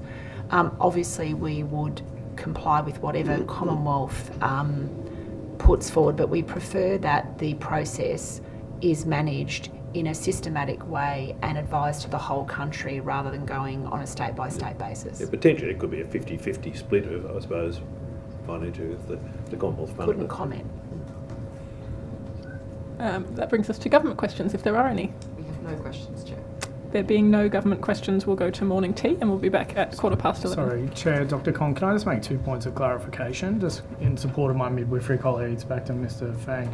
So midwifery group practice is yet just one continuity of care practice for midwifery across New South Wales, and in regional areas it needs to be based on the place and need. So there's probably about 5 or 6 different continuity of care practices, of which midwifery group practice is but one. And it needs to reference the population and be supportive of whatever that region is, one town sort of thing. And the other point of clarification that Ms Dempsey and I have talked about previously is that although we keep using it out of respect, I think the term universal precautions is very outdated back to the 1990s, and now it's standard precautions. And there's an infection control policy in place for New South Wales Health and an infection control handbook, and there's 6 or 7 basic fundamental things. And I just mentioned that because you asked about implementing that. That's always in play for New South Wales Health facilities, that there is a baseline of standard precautions, which includes respiratory, personal protective equipment, hand washing, and several other fundamental components of infection prevention and control. So I just wanted that for clarity of the record. Yes. Okay. We'll be back at 11:15. Thank you.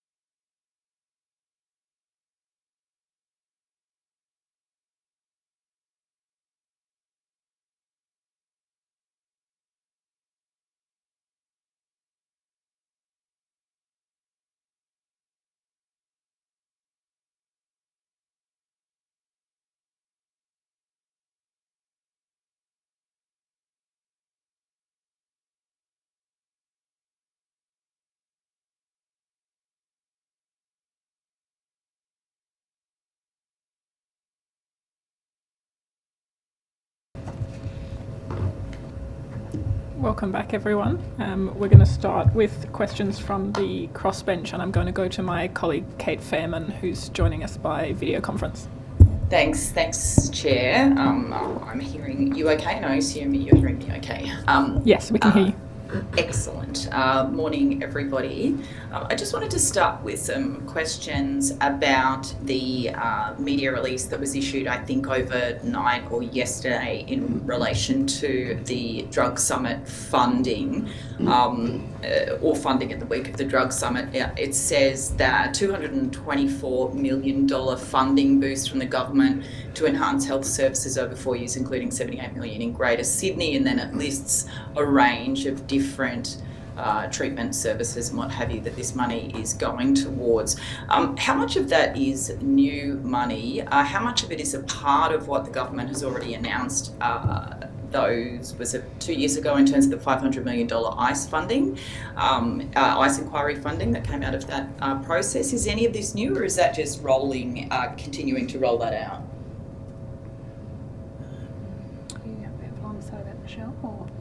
Yeah, I understand that funding is the response to the Special Commission of Inquiry funding that is being continued to be implemented across New South Wales. Okay, so, all right, because I asked some questions I think there were questions on notice actually that weren't part of budget estimates last July. There wasn't too much of a breakdown, but it did, for example, part of that said, let's just choose one. I'm just trying to work out like how much is being allocated per year and how much is still to be allocated, I suppose, of that $500 million funding. So, because when I asked about it last year, the answer I got back, just let's take the merit program. It said that $29.5 million approximately was going to go to public sector and NGO health services to support court diversion programs, including the Magistrates Early Referral into Treatment and Drug Court Dubbo in Sydney. And so the announcement today has $4.5 million for the expansion of access to treatment and support. So is that for that $4.5 million, can I ask, is that the first part of that $29.5 million? Is it the second tranche for the next year? And I assume it is part of that $29.5 million. I'd have to take that on notice to be absolutely sure. All right, so just to be clear, the $224 million funding that the media release sent out today, that's not new money, that's just a continuation of the $500 million ICE inquiry funding rollout. Is the $225 million for the next, just the 1 year? How much of that is, or is it an announcement that this is the remaining expenditure for, the next 2.5 years, 3 years? Are we expecting more announcements, or is this it, I suppose I'm asking? I'll just take on notice to get the exact clarification of which part of the funding is for which year.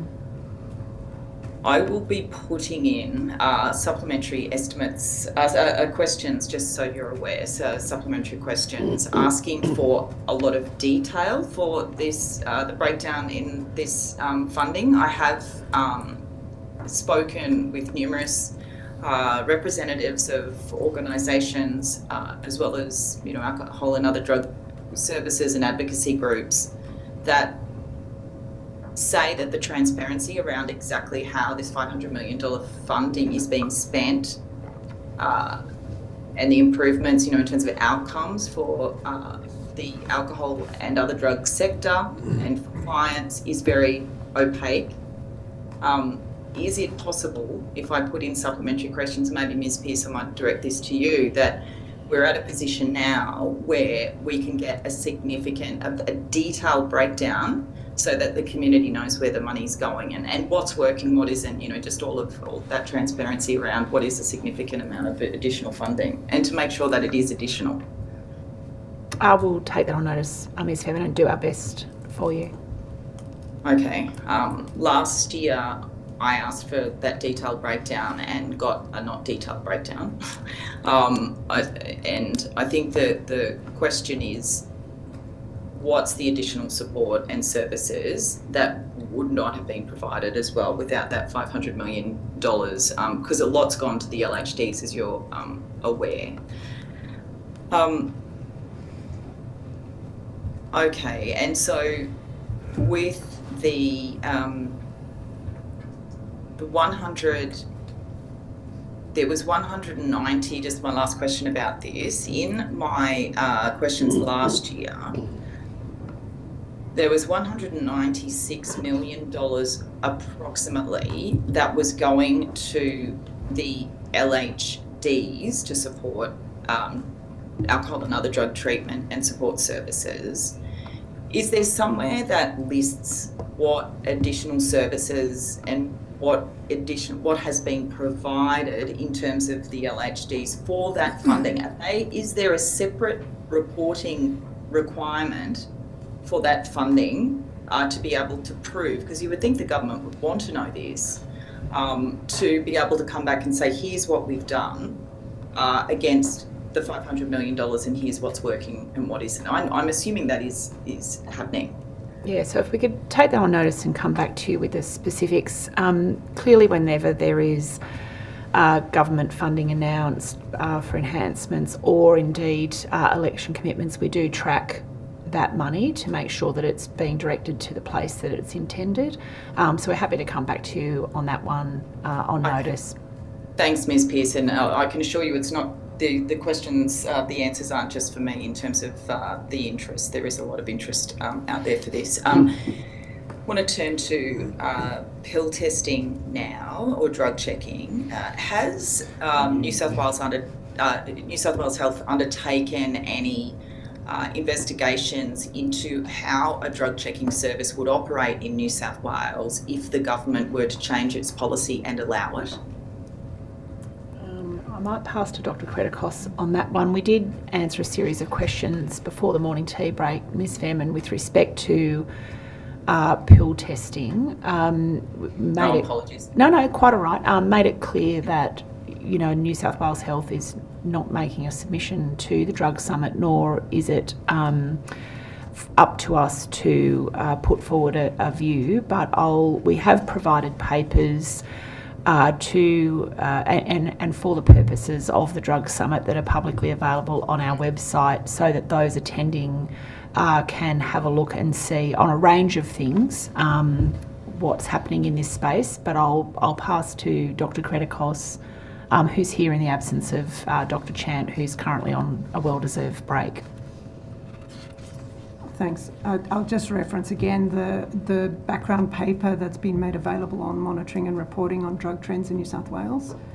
It's available on the New South Wales Health website, and it describes various mechanisms for monitoring and reporting, which would include the current processes for monitoring and reporting that I referred to earlier, as well as some of the information that we've collected about various ways of conducting drug checking services. Okay, and so when you just said, as well as various ways about conducting drug checking services, did you say that was available on the website? Yes, that's correct. Okay, and what is the document called or the report, or? It's called Monitoring and Reporting on Drug Trends in New South Wales. Oh yeah, okay. Speaking of that, the New South Wales Health drug alerts. I've noticed that over the last couple of weeks there's been several more, including one that just a couple of weeks ago, multiple heroin overdoses following use of cocaine. That was issued on the 21st of November. There was also nitazines causing overdose in people. That's fake oxycodone tablets, slightly different issue, but still nitazines in the drug market. How concerned is New South Wales Health about this summer in terms of contaminated drugs in the common recreational drugs market. How concerned is New South Wales Health? I think we have and continue to treat this as a serious issue and a public health concern. And we do have surveillance and warning systems in place to ensure that whenever we become aware of a new or emerging issue, that we can make information available to the community and to clinicians to ensure that people can take appropriate precautions, including, for example, carrying naloxone, and that clinicians are aware of unusual circumstances such as heroin and cocaine. But is New South Wales Health getting information or worried that this summer there may be an increase in overdoses as a result of what seems to be an increasingly contaminated illegal drugs market? I think we're maintaining all of the processes that we would normally have in place. I don't think that there's a particular concern other than the obviously general concern that people may experience substantial severe adverse effects because of unusual or unknown substances that may be circulating. So are you getting information from the police, for example, the federal police, that this summer could have more contaminated drugs on the market than previous summers? I'm not aware of any advice that would indicate that there was something particularly unusual to be aware of for this summer. So New South Wales Health isn't getting any advice from the police or the Australian Federal Police, which I assume it's probably the Border Force, Australian Federal Police, that expressing any concern about increasingly contaminated drugs on the market. I think, Ms. Fema, we might just take that on notice, just so for the abundance of caution we can give you the correct answer. But what we're saying is we're not aware of anything in particular in that regard. But if you could just allow us to check our systems to make sure that we're correct on that, we'll be very happy to come back to you. And if we can do that before the end of the hearing, we'll do so. Yeah. Okay. All right. Thank you. I mean, you are aware as well, though, that I'm just wondering, because back in May, when the Australian Federal Police and Australian Border Force issued a media release, rising imports of potent drug nitocene raises concern, that I assume they would be also communicating with New South Wales Health, with the health agencies. And can I just check with that, Ms. Pearce, whether there is a multi-agency group that gets together to talk about the illegal drug market and issues pertaining to that and what to look out for? I'm sure that there is such an agency, is that correct? Or such a committee, a working group? Just to the specifics of your question, if you could just allow me to also confirm that, I'll do that before the end of the hearing. And about the working group with the police and others? Yep. Okay. Okay, I wanted to, I'm not sure how long I've got left, but I wanted to just turn to the issue of PFAS. So does New South Wales Health have a particular fact sheet on PFAS, or are you now directing people to the Australian Department of Health, the federal agency, for their fact sheet on health, or does New South Wales, on PFAS, or does New South Wales Health have its own? I think we generally direct people to the Australian government information, but I'd need to check whether we have a specific one or not.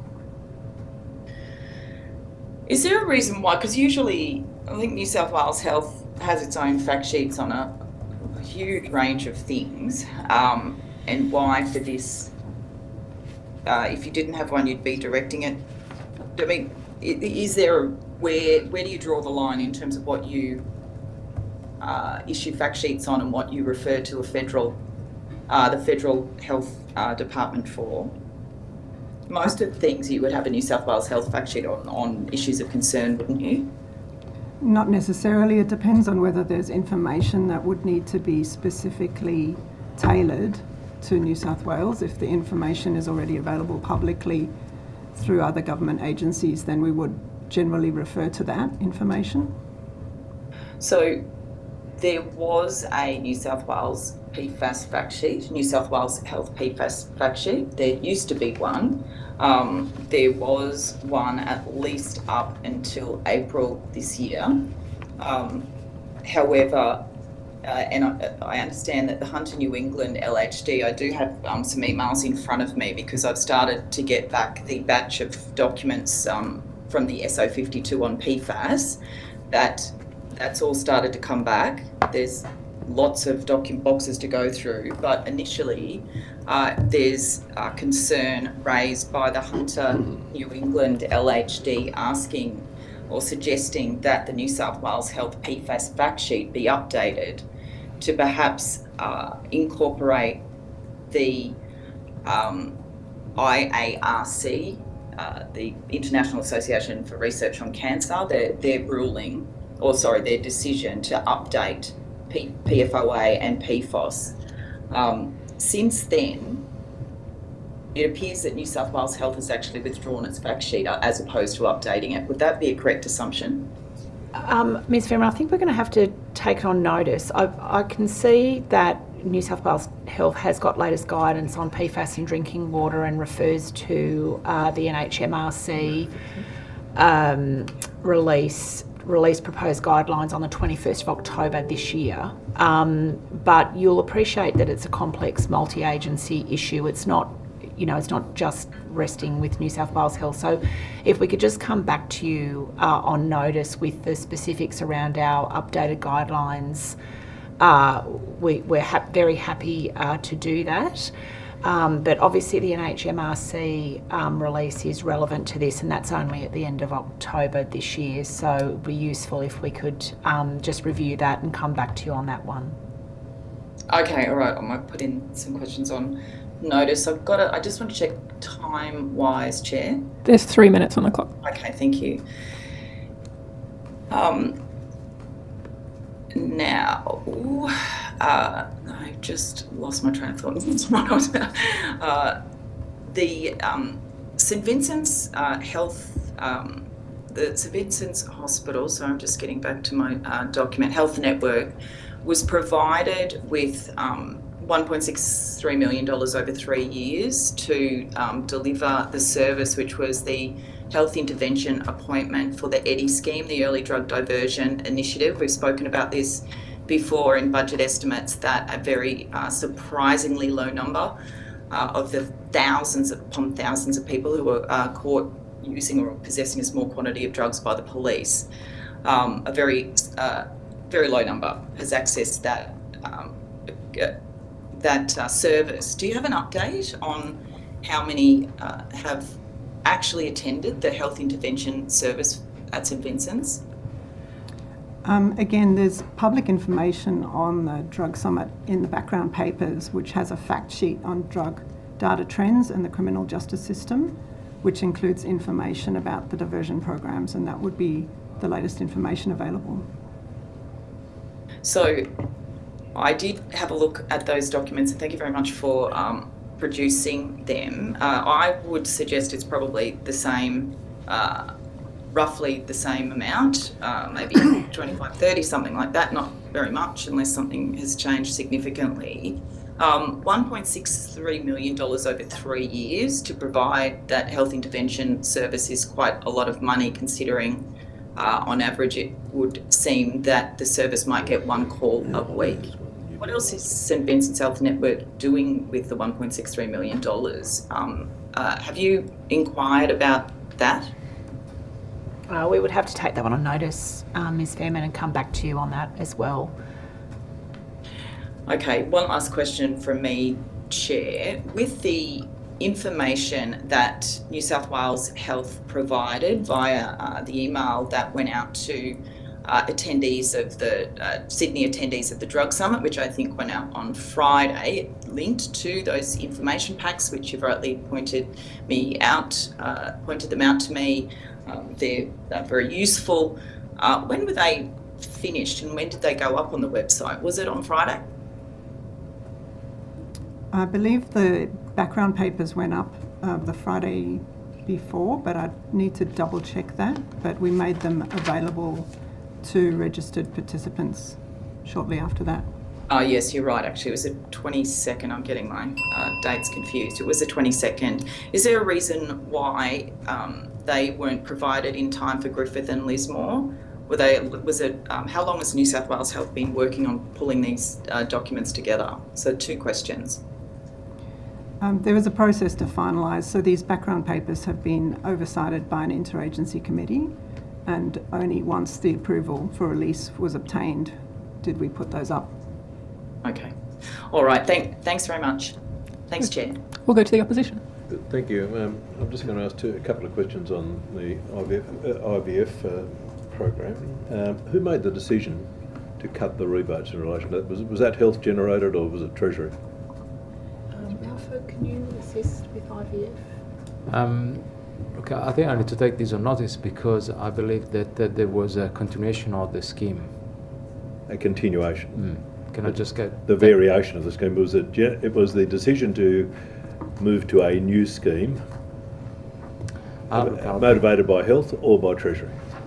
Can I take that on notice? Yes, sure. The second thing is that there was a proposal that when 12,000 women had accessed the scheme, that there would be an evaluation of the scheme. Has that been done? That is probably a policy area, sorry. I'm not aware of an evaluation, but there has been a reframing of the scheme to be means tested. That comes into effect from around... No, I'm aware of the new scheme, or the new details. I just wondered what the position was in respect of the program and its current, in its former state. Had any evaluation been done of that program? I haven't got that information. Ms. Gearlander, can I just return to you for half a moment?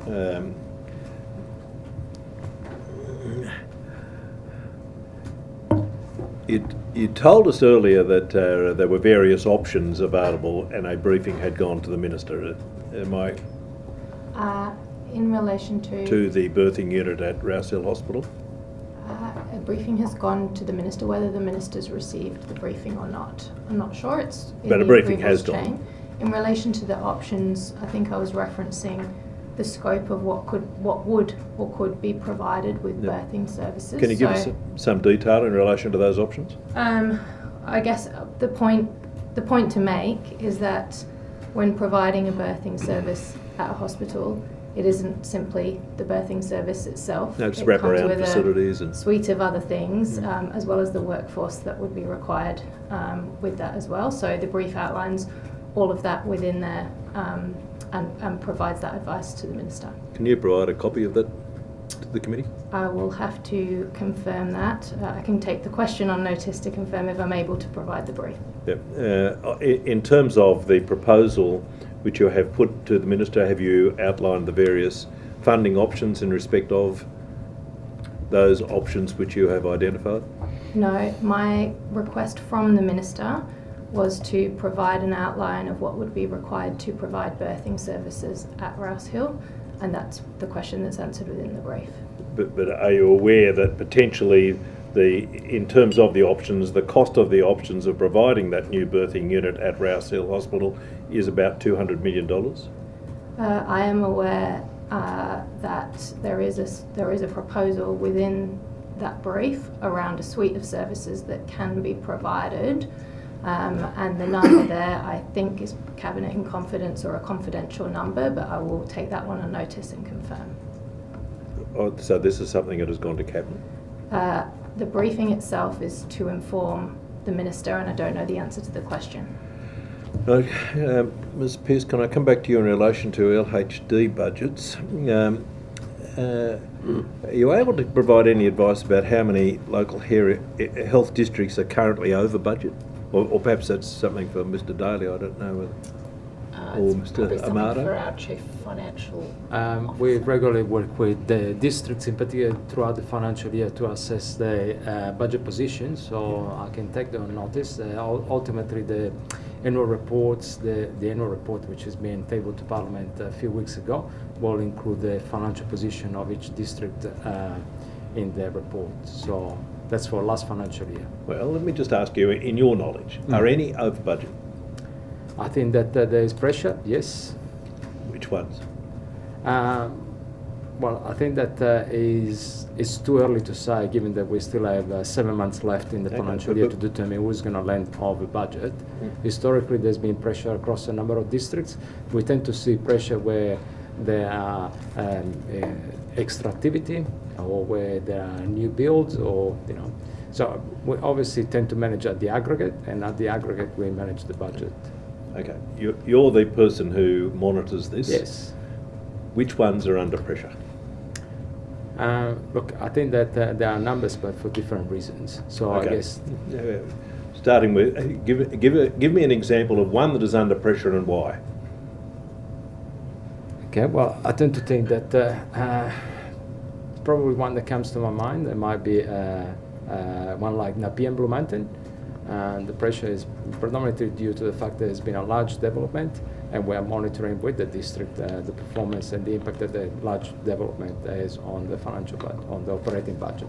Right, okay, that's one. Is there any others? I think, if I may, Mr. Tudor, the point that Mr. D'Amato is trying to make is that they're not all equal. So where we've had historically budget pressure is often associated with significant capital programs, which then drives increased operational cost.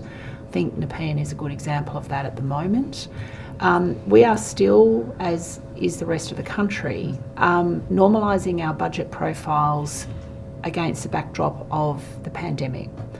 And there is no question that the pandemic disrupted our financial position, as you're aware of the increased amount of money that the health system received during that time. Now and as you're also aware, with the surgical catch-up that we were required to perform, the increase in activity associated with that is quite substantial.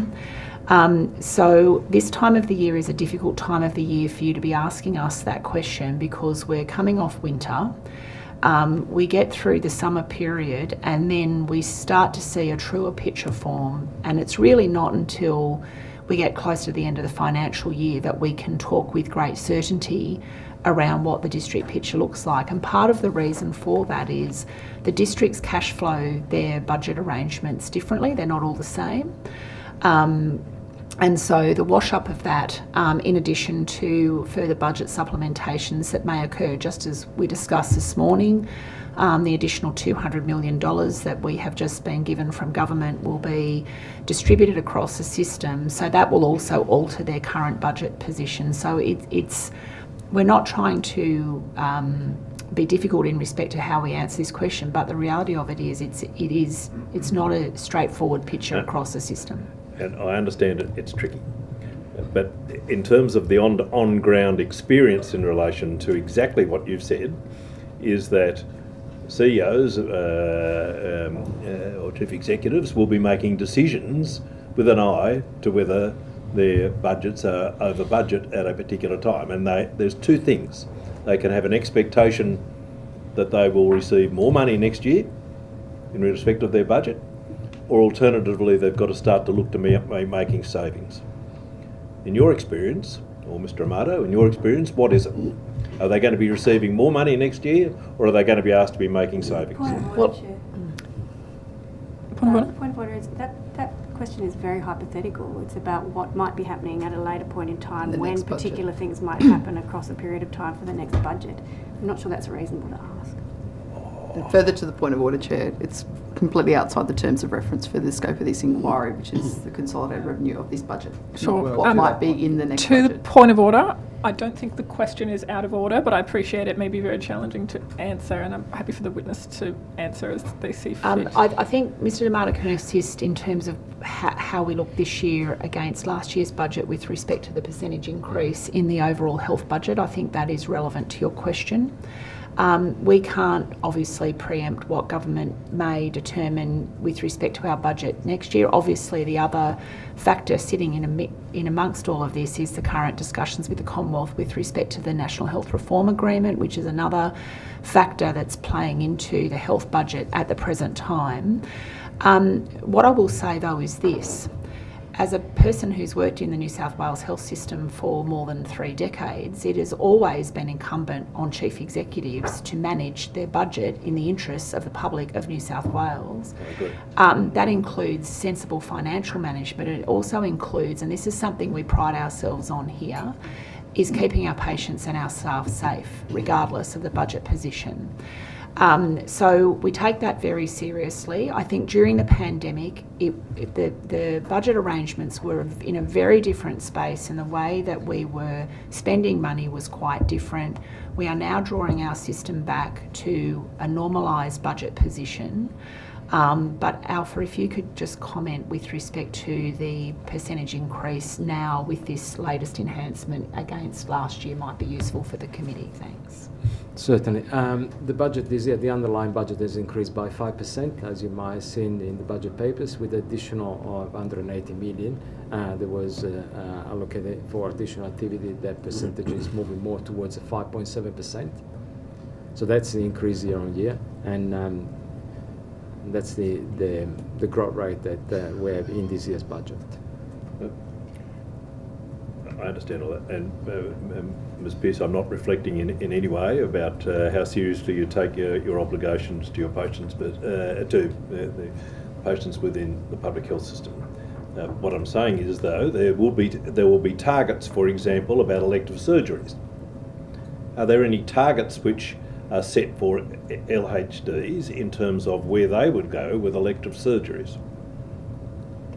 Do you mean in terms of... So we purchase a volume of surgery from districts as part of the annual service agreement process. Matthew can contribute further to that. And we then expect them to perform against that purchased activity where they... And part of this latest budget enhancement that we've just received will be to address areas where they are overactivity, where we've got an increased number of overdue patients, and so on. But Matthew, did you want to comment further about that? Well, yeah, I mean, I think recent announcements really typified the process, and that was with the issuance of the budget, 3 or 4 months activity under our belt. It was pretty clear that a number of the LHDs, not all, a number of them were going to struggle to meet unplanned presentations in addition to the known planned or elective surgical demands, which is all very predictable. Which ones? Which ones? I haven't got the whole list in front of me. Can you take that on notice? Oh, yeah, we can give those who are projecting on zero that I'd spoken to earlier. But those ones that aren't also on track. Yeah. Well, they're not on track now. Yeah. They may be on track in December or March or June. Every LHD has given me projections right through to June.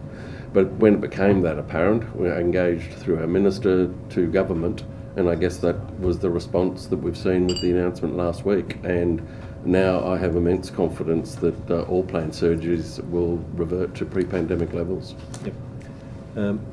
Can I just go back and ask some questions about this time Milton Hospital? The Chief Executive of the Illawarra LHD has suggested that birthing services will not return to Milton Ulladulla Hospital. Is that correct? Well, I would need to check what the Chief Executive has said. I know that there has been ongoing discussion at Milton Ulladulla for quite a long time with respect to its birthing services, and the district is committed to identifying a model that is safe and effective and sustainable. So they're looking at the models as part of the draft health services plan, but beyond that I'd have to take that on notice. Well, I accept what you say, but I'll tell you what she says to a community forum. She says, as outlined during the recent community consultation, the current hospital does not have the appropriate facilities to safely resume birthing services. Is that accurate? Again, I would have to seek more information and come back to you, Mr. Tudor. Okay. I don't want to, preempt what has been said. When was that said? I'd have to come back to you with that, the date in relation because to that. But I'm asking the question because I accept that. The issue of birthing at Milton has been a long-standing issue. And there are various public statements in relation to the manner in which, because the government did make the current government did make a commitment to return those birthing services to Milton Hospital, did it not? I would need to take that on notice. I'm not sure what they've made a commitment about with respect to Milton. Well, currently then, of course, is that there is a suggestion that because of the absence of birthing services at Milton Illawarra Hospital, mothers are being asked to consider having their birthing at home. Are you aware of that? Look, we do provide home birth services across New South Wales Health, but it is not the situation that in the absence of providing in-hospital birthing services that we expect people to birth at home. Birthing at home is not for everyone. Yep. We respect that, obviously. This issue of, the reason I'm asking you about the timing of that comment is because the issue of birthing at Milton Hospital has been going on for many, many years. Certainly well before this current government was in place. And so we have had arrangements for women for birthing at other hospitals within the Illawarra. If a woman wanted to have a home birthing arrangement, of course, where that is possible, we would support that, but that is not our alternate model to in-hospital birthing services. I want to be very clear about that. Wouldn't be my preference. Nor mine. I wouldn't expect that you would have a preference on that, but it certainly wouldn't be mine. No, I've been at quite a few. Can I just to return to that when that quote, that was today that the Chief Executive made that observation. Okay. I'm happy to follow up with her and understand what's happening. I do know that, as I said at the start, there's been a community consultation around services at Milton. So I'm happy to come back to the committee on notice on that one. Mr. Minns, can I just, I'd hate to think that we had neglected you. You did make some observations in relation to some potential offers to RN1s and RN2 nurses for the purpose of negotiations with the Nurses and Midwives Association. Do you recall you telling me that earlier? Yes, Mr. Tudor. Are you able to provide me with a copy of the proposal which was put to the association?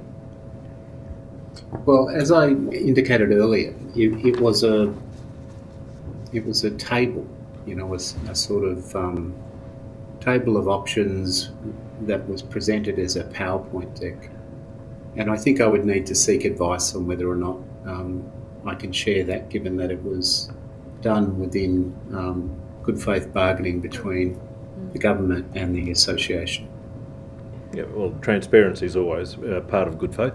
But can I ask you something else, Mr. Minns? The Premier made some observations in relation to non-frontline staff working from home. What percentage of non-frontline staff is currently working from home? Oh, I couldn't give you the percentage, but I could talk to you a little bit about that entire issue, if that would be helpful. Well, the Premier mandated that in his in August last year that non-frontline public sector workers would return to the office at least 3 days a week. Has this been implemented by the department to date? Broadly, yes. And in many respects, noting that the number of clinical and non-clinical staff in New South Wales Health is not very large, most of them have been working, if they have been working from home, in a hybrid arrangement. The circular that was issued by the Premier's Department Secretary required us to revisit our policy with a focus on achieving a stronger workplace presence. And so we've largely done that. We consulted with both our unions and our workforce. We got many hundreds of pieces of feedback, and certainly our major unions offered feedback. And we're at the point where we're about 1 to 2 weeks away from having consolidated all that feedback, made adjustments to the proposed flexible working policy, and it will then be, published and distributed and So fully rolled out. Do you keep data on this, though? We have some data in relation to One Reserve Road, and what I would advise about One Reserve Road is that when we moved in during the first year of the pandemic, we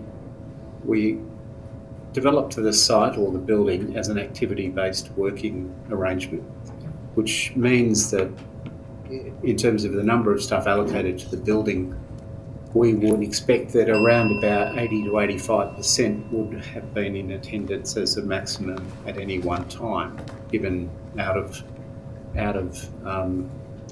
office meetings and various issues. So when we moved into the building, we had about 2,200 staff allocated to One Reserve Road. We now have more than 4,000 allocated to One Reserve Road. And that's a reflection of decisions that were taken during the pandemic when other leases were coming up for renewal, where we had staff largely working from home for a significant part of the time.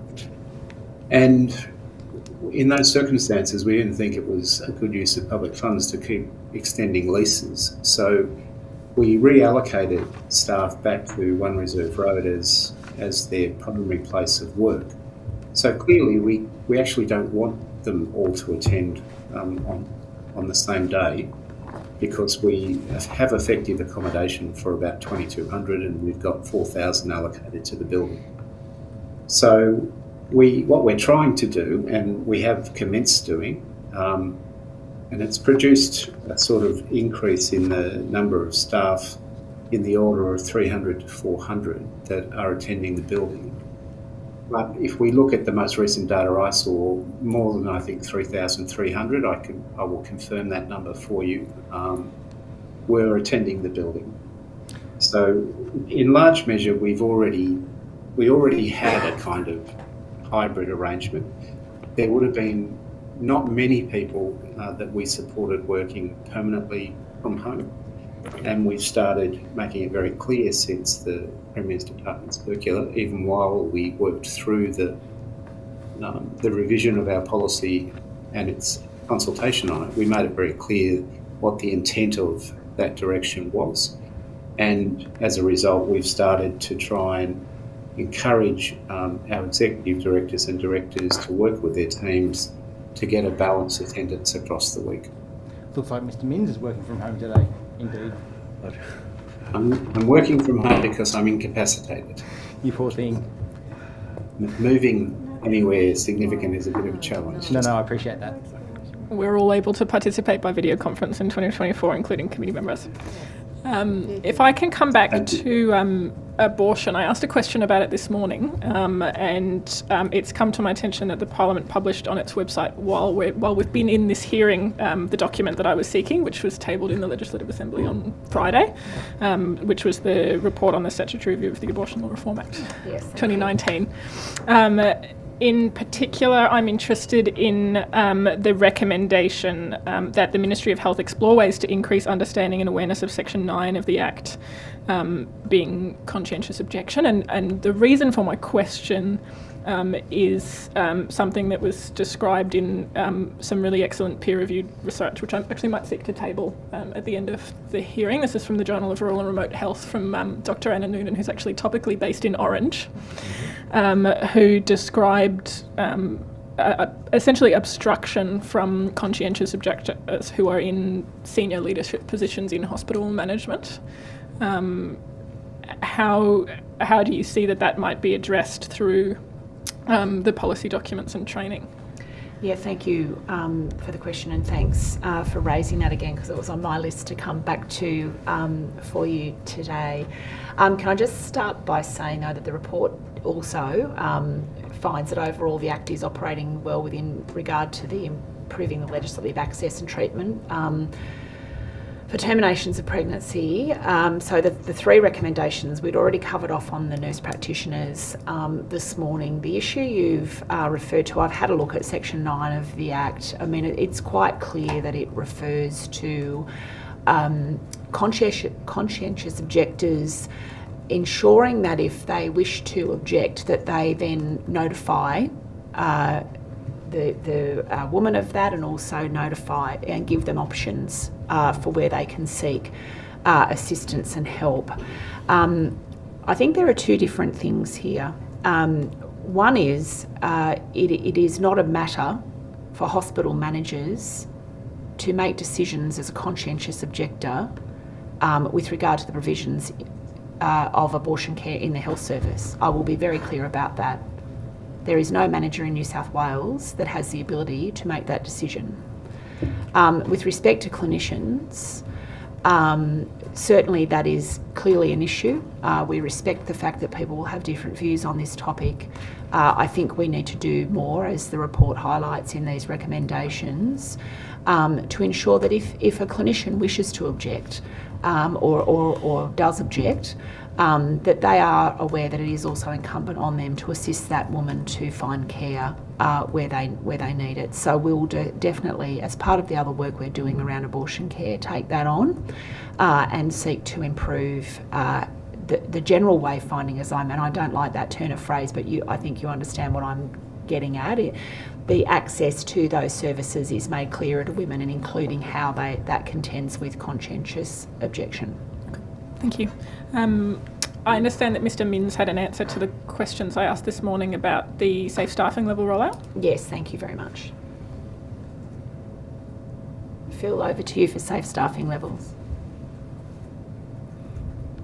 I think you're on mute, Mr. Minns.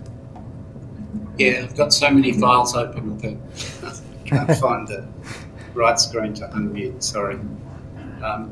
Okay, so as at about 2 weeks ago, 21st of November, we have worked through the rollout of safe staffing levels, 17 level 5, 6 emergency departments, and we have allocated 473.92 FTE to be rolled out at those sites. And as at the 21st of November, 112.81 FTE have actually commenced in roles. So I can take you through the 17, or I can provide it on notice, whatever you prefer, Chair. Yeah, and can I just clarify, so you said 112 point something FTE have commenced. Does that mean the remainder are new vacant positions that are currently recruiting? What's the status of the remainder? That's correct. They're in recruitment. Okay. And so the earliest implementation dates were Liverpool and Royal North Shore. They date back to the 2nd of May when they were allocated their FTE. And as an illustrative case, Liverpool has commenced 34.32 FTE of an allocated total of 35.83. So they're very close to full complement. Then we rolled out to Port Macquarie and Lismore in July, Coffs Harbour and RPA in August, John Hunter, Bankstown and Campbelltown again later in August, a week later, Wollongong and Tamworth in early October, Gosford, Wagga Wagga Base, Nepean, St George, the Children's Westmead all commenced in early November, and Orange commenced and had their allocation on the 18th of November. So it does obviously take time to recruit to the roles. Liverpool is the closest to a full complement at this stage. But, we continue to work through.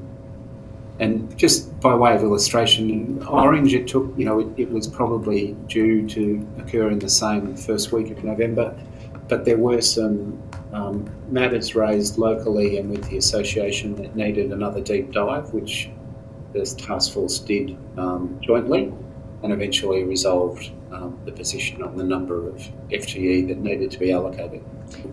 So there's a further 8 or thereabouts of level 5, 6 CDs that are still in development, and the Minister has asked that we turn our attention to the level 3, 4 emergency departments, which we'll try and finish the 8, and then we'll move to the 3, 4 from about April of next year. And I would make the point that this time to people actually being employed on the ground, from the evidence I've seen, is pretty substantial improvement on what was achieved in other jurisdictions who have moved to a similar staffing model. Thank you. I appreciate you being able to get that list today rather than us waiting 3 weeks for answers on notice given the time of year. And just to clarify that those are all talking about emergency departments, that there's no plans yet for other departments. The 17 sites are level 5, 6 emergency departments, and the next candidate for rollout are the 3, 4 emergency departments.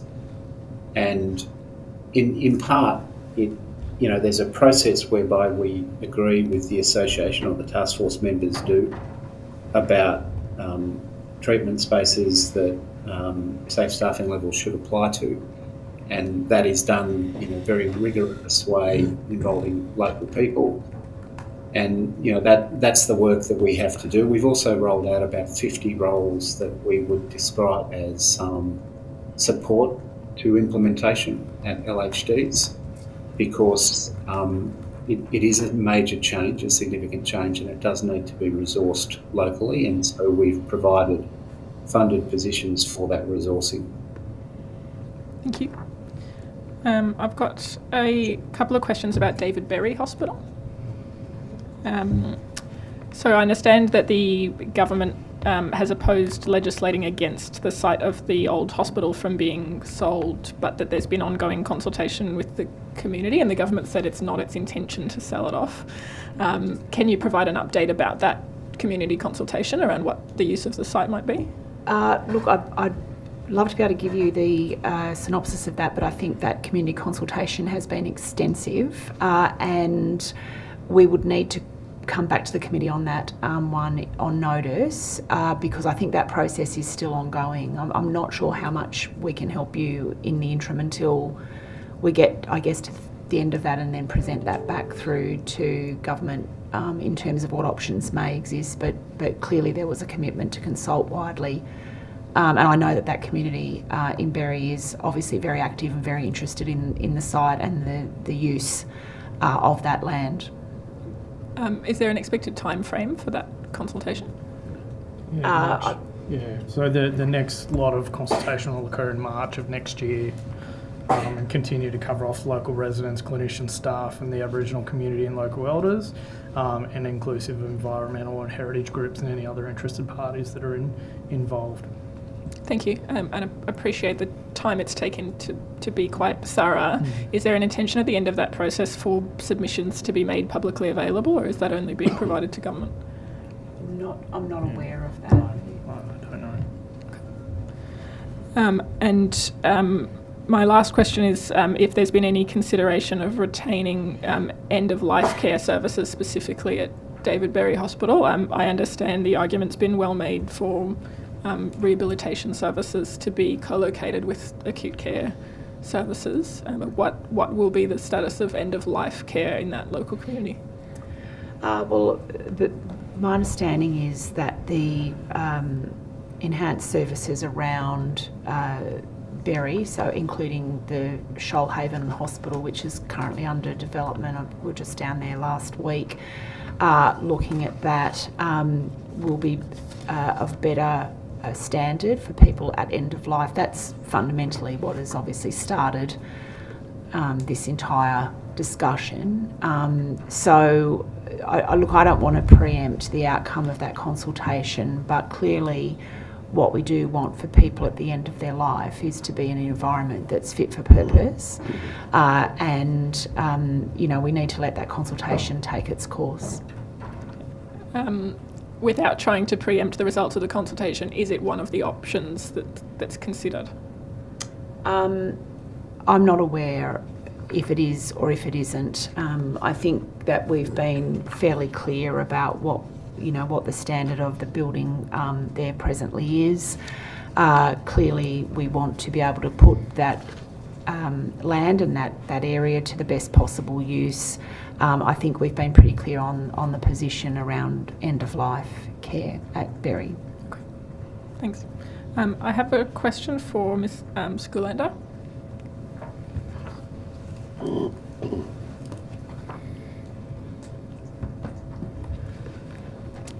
I'm following up a question I asked at the previous estimates about Royal North Shore Hospital. Yeah. You took a question on notice about the lot that's known as 4B, Yes, which was previously part of the health campus, and thank you for the answer that you provided on notice. I understand that the Medical Staff Council at Royal North Shore Hospital have made a submission to government opposing the current planned rezoning and development on that lot, which doesn't align with Health's previous plan. Has Health also made a submission opposing that current development? I'm aware of a submission that was put forward by the local health district. I provided input into a submission from a town planning perspective because we have town planning expertise within health infrastructure, and so I think that was provided as part of the local health district's submission, but certainly that's the context that I'm aware of from health. Okay, thank you. And I have a couple of questions which may be prior to your time, so appreciate they may need to be taken on notice.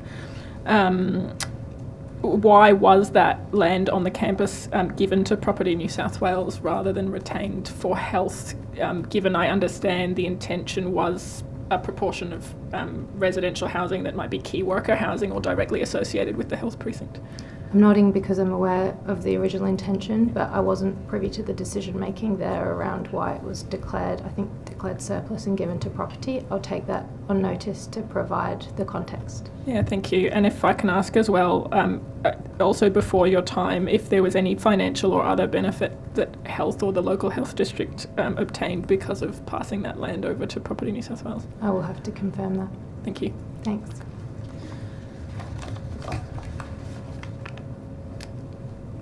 I've got a much broader question. It might be for you, Ms. Pearce. I'm interested in LGBTQIA plus data collection, so particularly in the context of significant public debate earlier this year around the census and many advocacy groups making it clear how valuable accurate data is for service planning and particularly for health service planning. I'm interested in the work that might be underway in improving data collection. Is anyone who is across that at the moment? Okay. Yep, thanks. So, yes, we're doing a lot of work around LGBTQIA plus services right across the state, improving access into our health services and doing a lot of work with our staff around understanding some of the challenges that people come with. In terms of the data collection, there are some new data collections underway. We don't have the results of those yet. Okay. Can I perhaps ask on notice then for where that's up to, please? Yeah, specifically interested in data collection in this instance rather than service delivery, although I've asked many questions about the health strategy before. Sure. Thank you.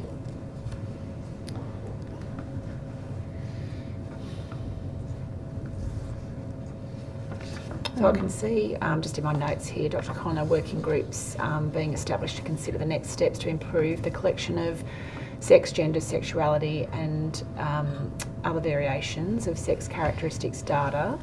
The other thing to mention that you'd be aware of course, is that we do have the single digital patient record currently being implemented across New South Wales Health. We see this as a really significant opportunity to improve our data collection for LGBTIQ plus patients, but broader than that. And so the team that are implementing the SDPR are working closely with EPIC and the LGBTQI plus community in respect to the data that's being collected. So we certainly perhaps at a future estimates hearing might be in a better position to give you some more information on that because we do have a really unique opportunity with the SDPR to be able to capture the data once, for the whole state, so that when a patient presents to a different part of the health system, they don't have to give their story all over again, and that will include obviously those statistics. So I think we'll have more to say at a point in time, but there is work underway in that regard. Thank you. Please consider yourselves on notice for February. February. Yes, I shall look I'd love forward more to detail. that. Thank you. With my last few minutes, sorry, it might be for Ms. Galendo again, I should have done these in order. The Cootamundra Hospital Health Service Plan, is there an updated timeline for the release of the plan? That is actually not for me, apologies, but I'm not involved in the health service planning at the front end of that project. My apologies. Who's that question best directed to? It would be Mr. McLaughlin, but we're just looking for our notes here to see if we've got anything to offer off my list, thank you. For you. For Cootamundra, if we can perhaps find that and come back before the end of the hearing, we will. No worries. If you're not able, you can take it on notice. Yep. Thank you.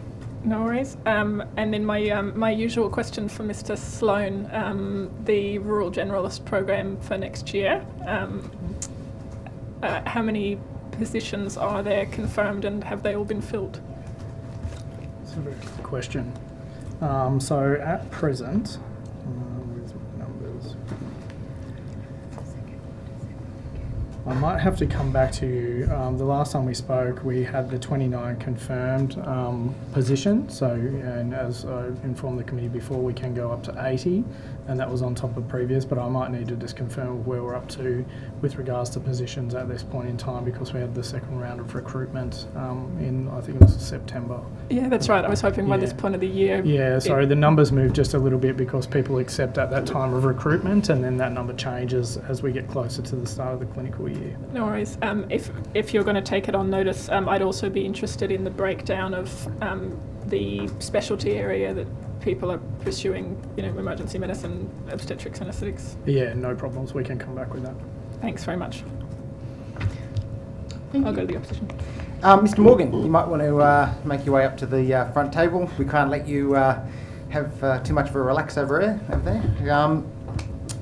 Now, intensive care paramedics, how many are there across New South Wales? So there's 401 in the metropolitan area, and for the first time I can report that we've actually got more trained intensive care paramedics in regional New South Wales at 422. So there's a total of 826 statewide trained. So you said 401 and then 422, that's not 826. Let me just get those numbers, but that's the total, is the 826. Okay, so we've just got a discrepancy of 3 there, I think, but that's all right. We'll move on. Extended care paramedics, how many are there across New South Wales? I'll get those figures for you as well. Thank you very much.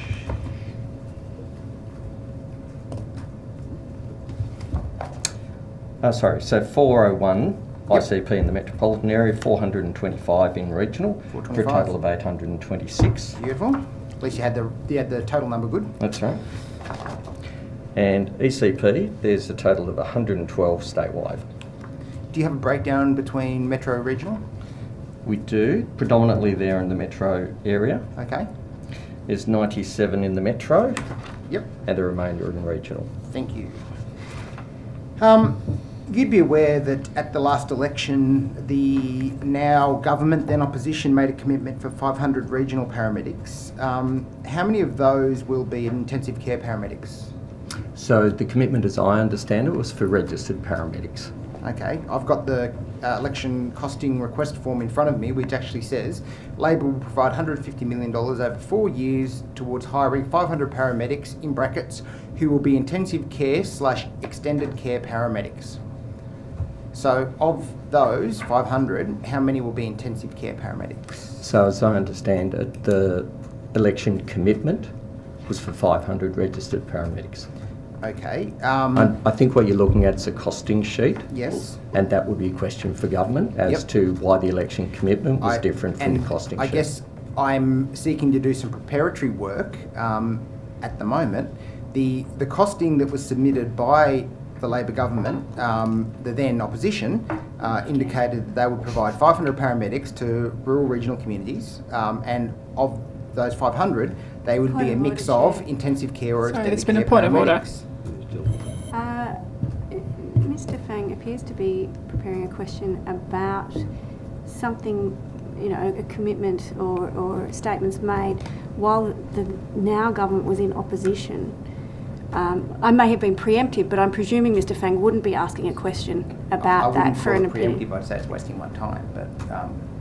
I'll repeat the ruling of this morning that the part of this question that might be about regional paramedic numbers is probably in order, but perhaps not the parts about commitments made in the previous time. So I guess what I'm asking is I'm looking at this information that was provided prior to the election, and I'm asking now what the government has asked in relation to a rollout of this election commitment. Now, you've indicated that the election commitment is different to what was given to the Parliamentary Budget Office for costing. I'm seeking to understand what the Minister has asked you to provide. 500 registered paramedics. Okay. Has the Minister asked you to provide any of those paramedics to be intensive care paramedics? There's a separate program, and that's the one that I was referring to before, Yes. where we're rolling out intensive care paramedic across regional New South Wales. Okay, so the 500 paramedics that were promised at the election, the community shouldn't expect any of those to be intensive care or extended care paramedics, is that correct? From the election commitment? Yes. No. No. What is the role of an intensive care paramedic? So the role of the intensive care paramedic is a specialist position. So they undertake, they have skills that are of a broader, what we refer to as high acuity, low occurrence skills. Mm-hmm. So these are advanced things like placing endotracheal tubes into patients' lungs. They're placing needles into bones to get venous access, and giving a high range of high-end pharmaceuticals. And how would you describe the role of an extended care paramedic? So the extended care paramedics are a scheme that we have to reduce the number of patients attending emergency departments. So they deal predominantly with the chronic and complex conditions that may be able to be treated by another part of the health system more appropriately rather than an emergency department. What's the data that drives where you place those paramedics, both in intensive care and extended care paramedics? So we have what's called a role delineation plan, and we also have a clinical capability framework. And essentially what these two documents seek to do is identify locations where, based on a whole series of service planning criteria, but you can assume that obviously activity and workload are a significant part of that, make it safe for these practitioners on balance to be able to do work, to undertake their advanced skills. So, of the 500 that were promised in the election commitment, has the government asked you to do any preparatory work or do any placement work in relation to making any of those 500 extended care paramedics? No, we have the separate program. Okay. Who makes the decision as to where those paramedics are rolled out, both the intensive care and the extended care paramedics? So through the service planning methodology, we determine a hierarchy of places that would benefit from the placement of additional paramedics. And then we go out with a series of locations that we consult on with the workforce and the industrial bodies. And then as a result of those, we put them into those locations. Okay. So just so that I'm clear, none of the 500 paramedics that are being rolled out into rural and regional communities are going to be expected to be intensive care or extended care paramedics. Is that correct? That is correct. It's a separate program for intensive care paramedics. Okay. 246 are being converted from registered paramedics into intensive care paramedic positions. Okay. And at this stage, it looks like we've only got 15 extended care paramedics in all of rural and regional New South Wales. Is that correct? That is correct. Right. Could I ask you, just in relation to one of my pet loves, how much money was pledged by the Minns Labor government to build regional helicopter ambulance bases? I'm not aware of how much the government committed. So you haven't been asked to provide advice on or expand on or do any investigations on rolling out of any new helicopter ambulance bases? Yes, we are aware that there's a government commitment. I think in the last budget papers, I'm looking at my colleague, there was a provision for $60 million worth of capital for the 3 bases. I believe is correct. Yeah, that's so approximately correct. There was a capital component, yeah. Okay. Now, I guess the first question is how is the first one, how's the delivery of the first one going? Anybody? So the primary issue is about securing the funding to actually run the helicopters. So we've undertaken modelling to identify the top 4 locations, okay. And on the basis that we're able to secure ongoing additional funding yes. In the out years to operate those helicopters, then that'll be finalised. So the government, prior to the election, made a commitment that they would roll out new helicopter bases, that they'd roll out 3 of them. As I understand, you're saying that there's $60 million allocated for the construction of those 3 bases, but there is no recurrent funding or operational funding for helicopters to be placed at those bases, and no preparatory work's been done in delivering those bases. Is that a fair assumption as to where we are at? No, actually, I can confirm it's 63.95 is the capital. Yep. And the answer to your question about preparatory work was, I point to my answer before, okay. which was we've undertaken modelling, we've identified the top 4 locations where we would prioritise those. And where are those locations? I believe that's cabinet information at the moment. Okay. Yeah. So who's going to be the loser? You've got promised 3, you've got 4. Oh. Someone's going to be a loser. I could give you 12. Well, I can give you more than 12. Yeah, but, exactly. But clearly you've been planning on for 4. No, sorry, you've I don't think identified you can draw 4. that conclusion. You've identified 4. The government will deliver 3. Someone's going to lose out here. I don't think you can draw that conclusion. Now, I would point back to the costings around this commitment that were made by the then opposition, now government, and it was what assumptions have been made in the delivery of and the financial impacts of your estimated costings. It says 1 helicopter ambulance base should be built a year across the forward estimates. Now, it's fair to say that that commitment and that assumption hasn't been delivered on by this government, has it? So it takes approximately 2 years, even if you're the helicopter on the day that you decided to do it. So at the moment, we would be expecting that we'll go forward and that there will be funding identified in future out years in relation to the operation of those helicopters. Mm-hmm. That hasn't occurred this financial year, but I couldn't comment on what government might do in the future out years. Okay. So you say it's approximately 2 years, I guess, between the identification or commitment and the delivery. Just to be clear, that's for a new helicopter, so there are other options that might be available to the government if they wish to bring that forward. Okay. I think we're at cross purposes here because there's obviously the issue around the bases themselves and the delivery of those bases, and the government's committed for 3 bases.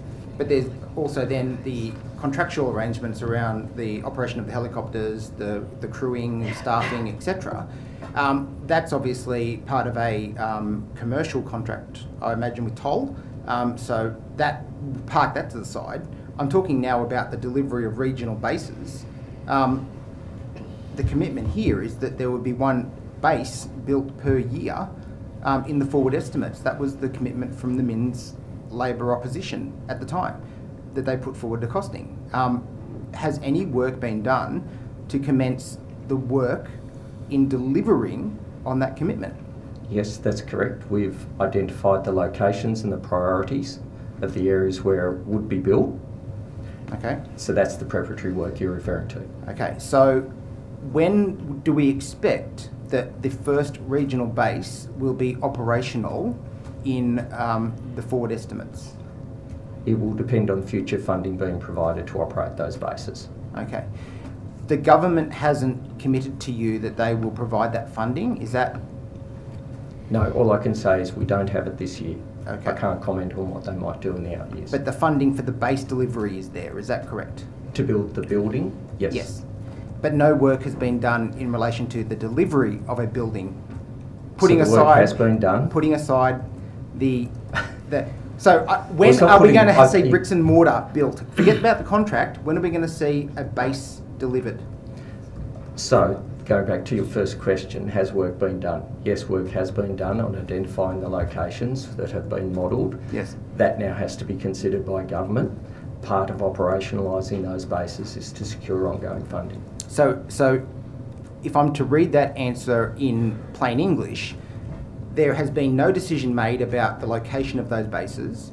There has been no contracts signed or even put forward. Chair. I'm just going to take a point of order around what I believe Mr. Fang is canvassing in this question.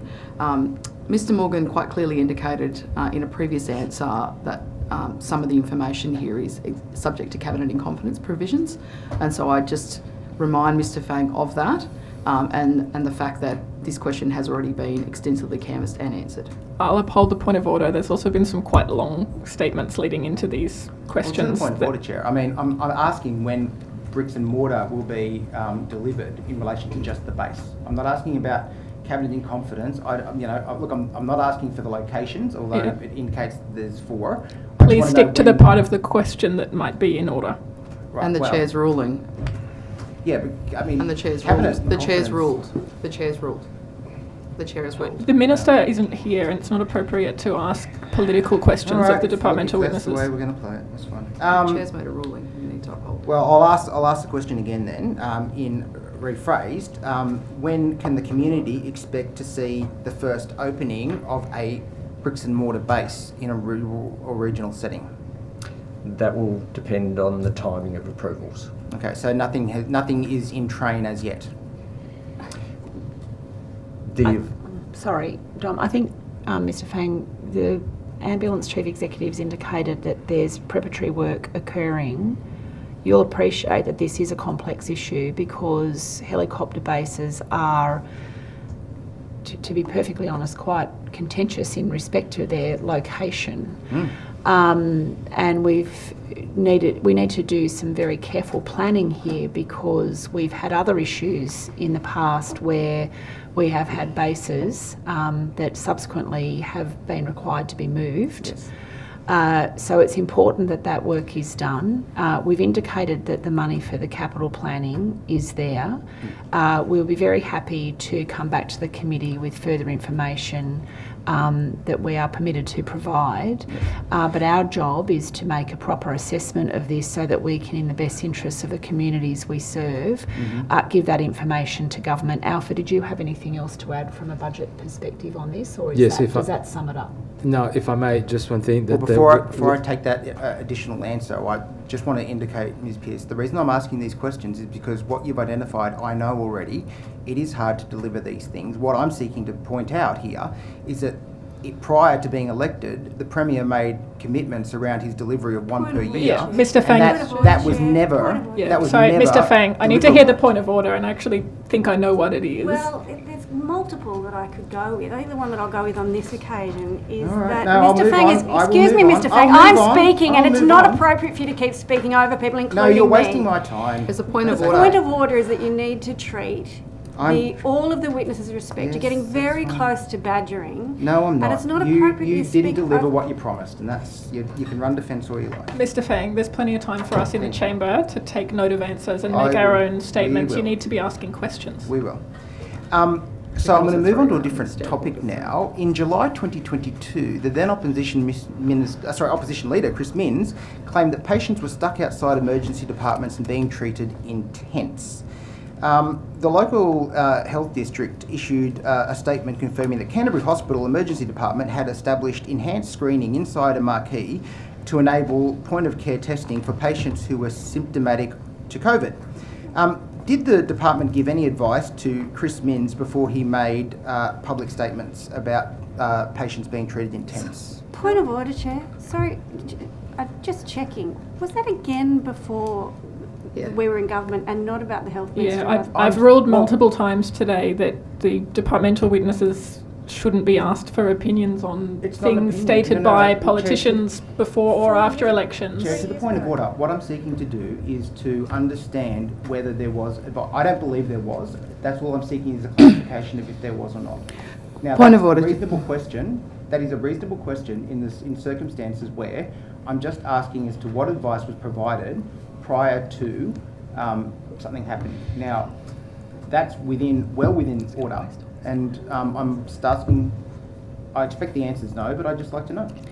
To the point of order, Chair, in terms of the resolution establishing the budget estimates committees, questions must be relevant, and that includes relevant to the matter that's been referred to the Committee for Inquiry and Report. I'm reading from the Budget Estimates Guide 2024-25. In the case of the Budget Estimates Inquiry, this refers to the estimates of expenditure from the Consolidated Fund and other matters covered by the budget papers. And the question that you are asking is in relation to something that may or may not have occurred in 2022-23, which is well outside the terms of reference establishing this Committee of Inquiry. Well, I think there's a fairly broad latitude in precedent from chairs of portfolio committees about the kinds of questions that can be asked, and they do often stray outside of expenditure in this year's budget. However, Mr. Fang, you've really strayed into statements where you'd like to point out a particular thing rather than actually asking a question of the witnesses. To the point of order, Chair, I've asked the question and then I've been interrupted by the government members, but I'm literally just asking a question. It's a point of clarification, if anything. I haven't stated what I'm seeking to do with this. I'm just asking the question. Point of order, Chair. Yeah. Mr. Fang continues to flout your rulings, and it's straying closely. There was no ruling on this. It's straying closely to the need to call him to order. It's funny how if he has a position around dissenting from a ruling, then he should do so. But otherwise, I'd ask him to refer from continual commentary on your rulings. They are when Chris Minns is raised, but I'm just asking. At this point, Mr. Fang's choosing to debate the point of order rather than debate the subject matter in front of the committee. That's his choice. Please ask a specific question without an associated statement. Well, the last question I want to ask is in relation to the drug summit. On the 1st of November 2024, there was $9.8 million promised for the Murrumbidgee Local Health District for drug treatment. And on the 4th of November, there was $21 million promised for the Northern Region Lismore area for drug treatment. Why is there such a discrepancy in the amount of money that was promised between the two areas, given that one is a predominantly coalition/independent seat, and the Lismore area has received more than double in a few days after, because there's a drug summit that's been announced there. Point of order, Chair. How was the If you the are funding? suggesting that we make funding decisions on party political lines, I can tell you I categorically reject that. Okay, well I think you know us better than to suggest any such thing in respect of how the government decides to. I'm sorry. Now I will take a point of order. Well, I will take a point of order. I haven't heard the previous one yet. Okay. The first point of order. My point of order was that Mr. Fang was asking actually an outrageous political question that was effectively Miss Pearce completely dealt with it, slandering the reputations of these public servants. So I don't need to go further with that. I think Miss Pearce has dealt with that. The witness chose to answer the question, so I don't well, feel the need to I'm rule now on going to take that. a point of order. I'm asking as to the rationale between why there's a differential between a announcement that was made 3 days prior to another one, one being a Labor seat that received more than double the amount of This funding. isn't a point and of how- order. This is not a point of order. You're just restating the question No, to I get am it on the restating the record. question. Now, and the answer witness that has I got- answered, the witness has answered the question, and if you continue, I'm going to have to call you to order. No, I still haven't Throw him got to my out. point of order. This is not a point of order. Okay, well, The time has expired. There's a handful of minutes left.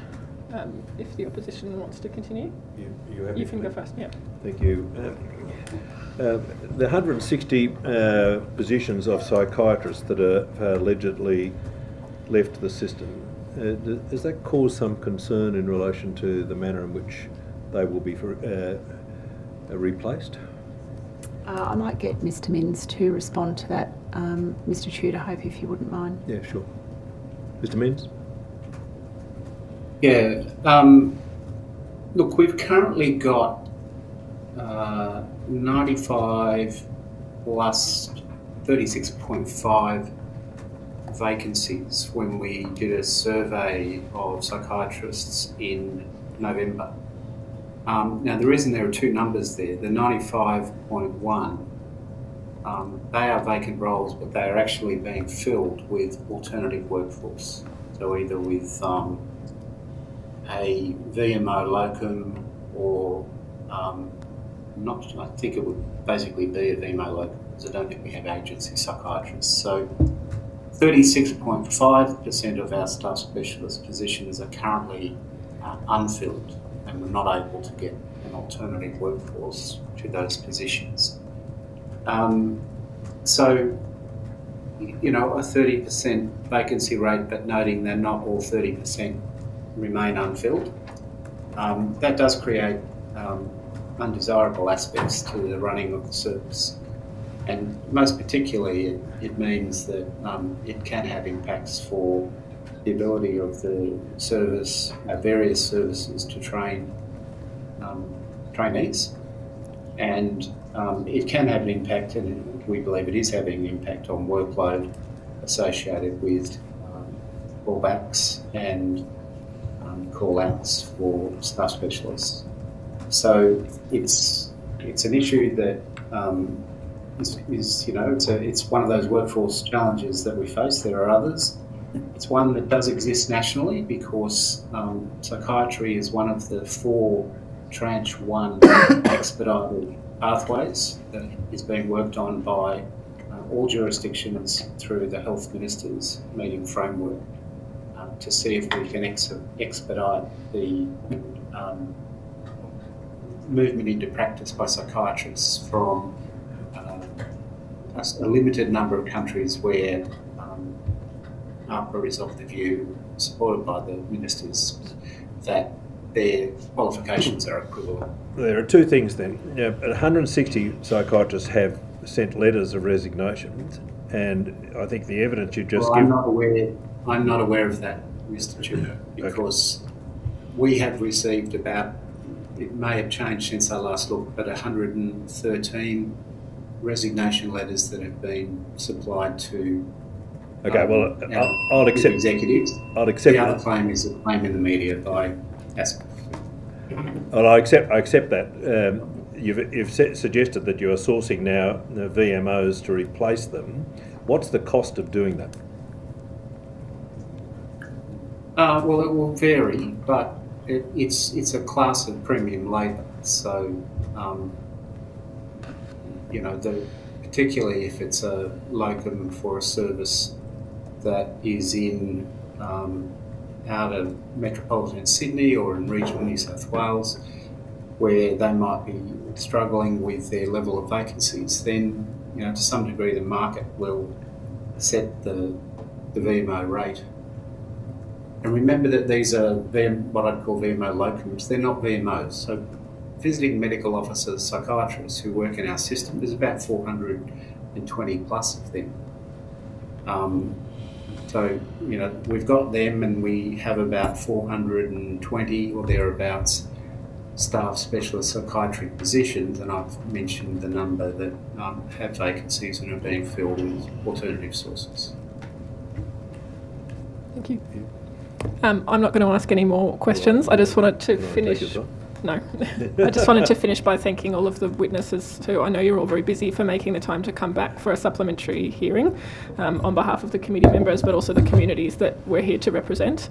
And we're all about to go on a break for the holiday season, and some of you might be, but I also wanted to thank all the New South Wales Health staff who are working through the holidays, keeping us all safe. It's really important work, and the committee really appreciates that. Well, great. I'm a regional member. I don't get that. Thank you very much. Do you mind if I correct a statement that I made to you earlier in relation to Royal North Shore, just around the submissions issue? I referenced the town planning advice we provided. Health Infrastructure provided that in a separate submission, but a submission also went from Northern Sydney Local Health District and from the Northern Sydney Local Health District Chair. There were 3 submissions from Health. Thank you. Thank you. Go ahead. Sorry, Chair, if you're happy, I'll quickly run through the RG SEP numbers. So we have a total of 40, so 19 from the new recruitment this year, 21 continuing on the program from last year, with a further 7 being recruited. So where that number ends up after that recruitment episode, we're not sure, but the total is 40 on the program at the moment. Completing or being completed in 2024. Specialty-wise, we've got 8 emergency medicine ASTs, 7 obstetrics ASTs, 1 anaesthetics AST. We have 1 mental health AST and 1 adult internal medicine AST.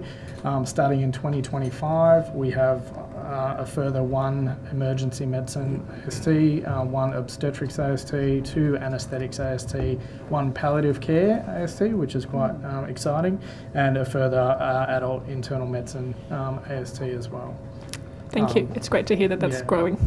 And they're spread across all of the local health districts, bar Far West, but we're quite confident we may get a couple for Far West Local Health District in the coming round of recruitment, which is exciting. Thank you. Yep. Sorry, I should have asked, was there anyone else who wanted to add anything? All right. Thanks, everyone. Questions from the government? Thanks very much. We're very satisfied with the fulsome responses from the health officials. No questions from us. Thank you. Thanks, And everyone. thank you from us all as well. And as usual, the Secretariat will be in touch with any questions on notice or any supplementary questions. Thanks. Thank you for your grace.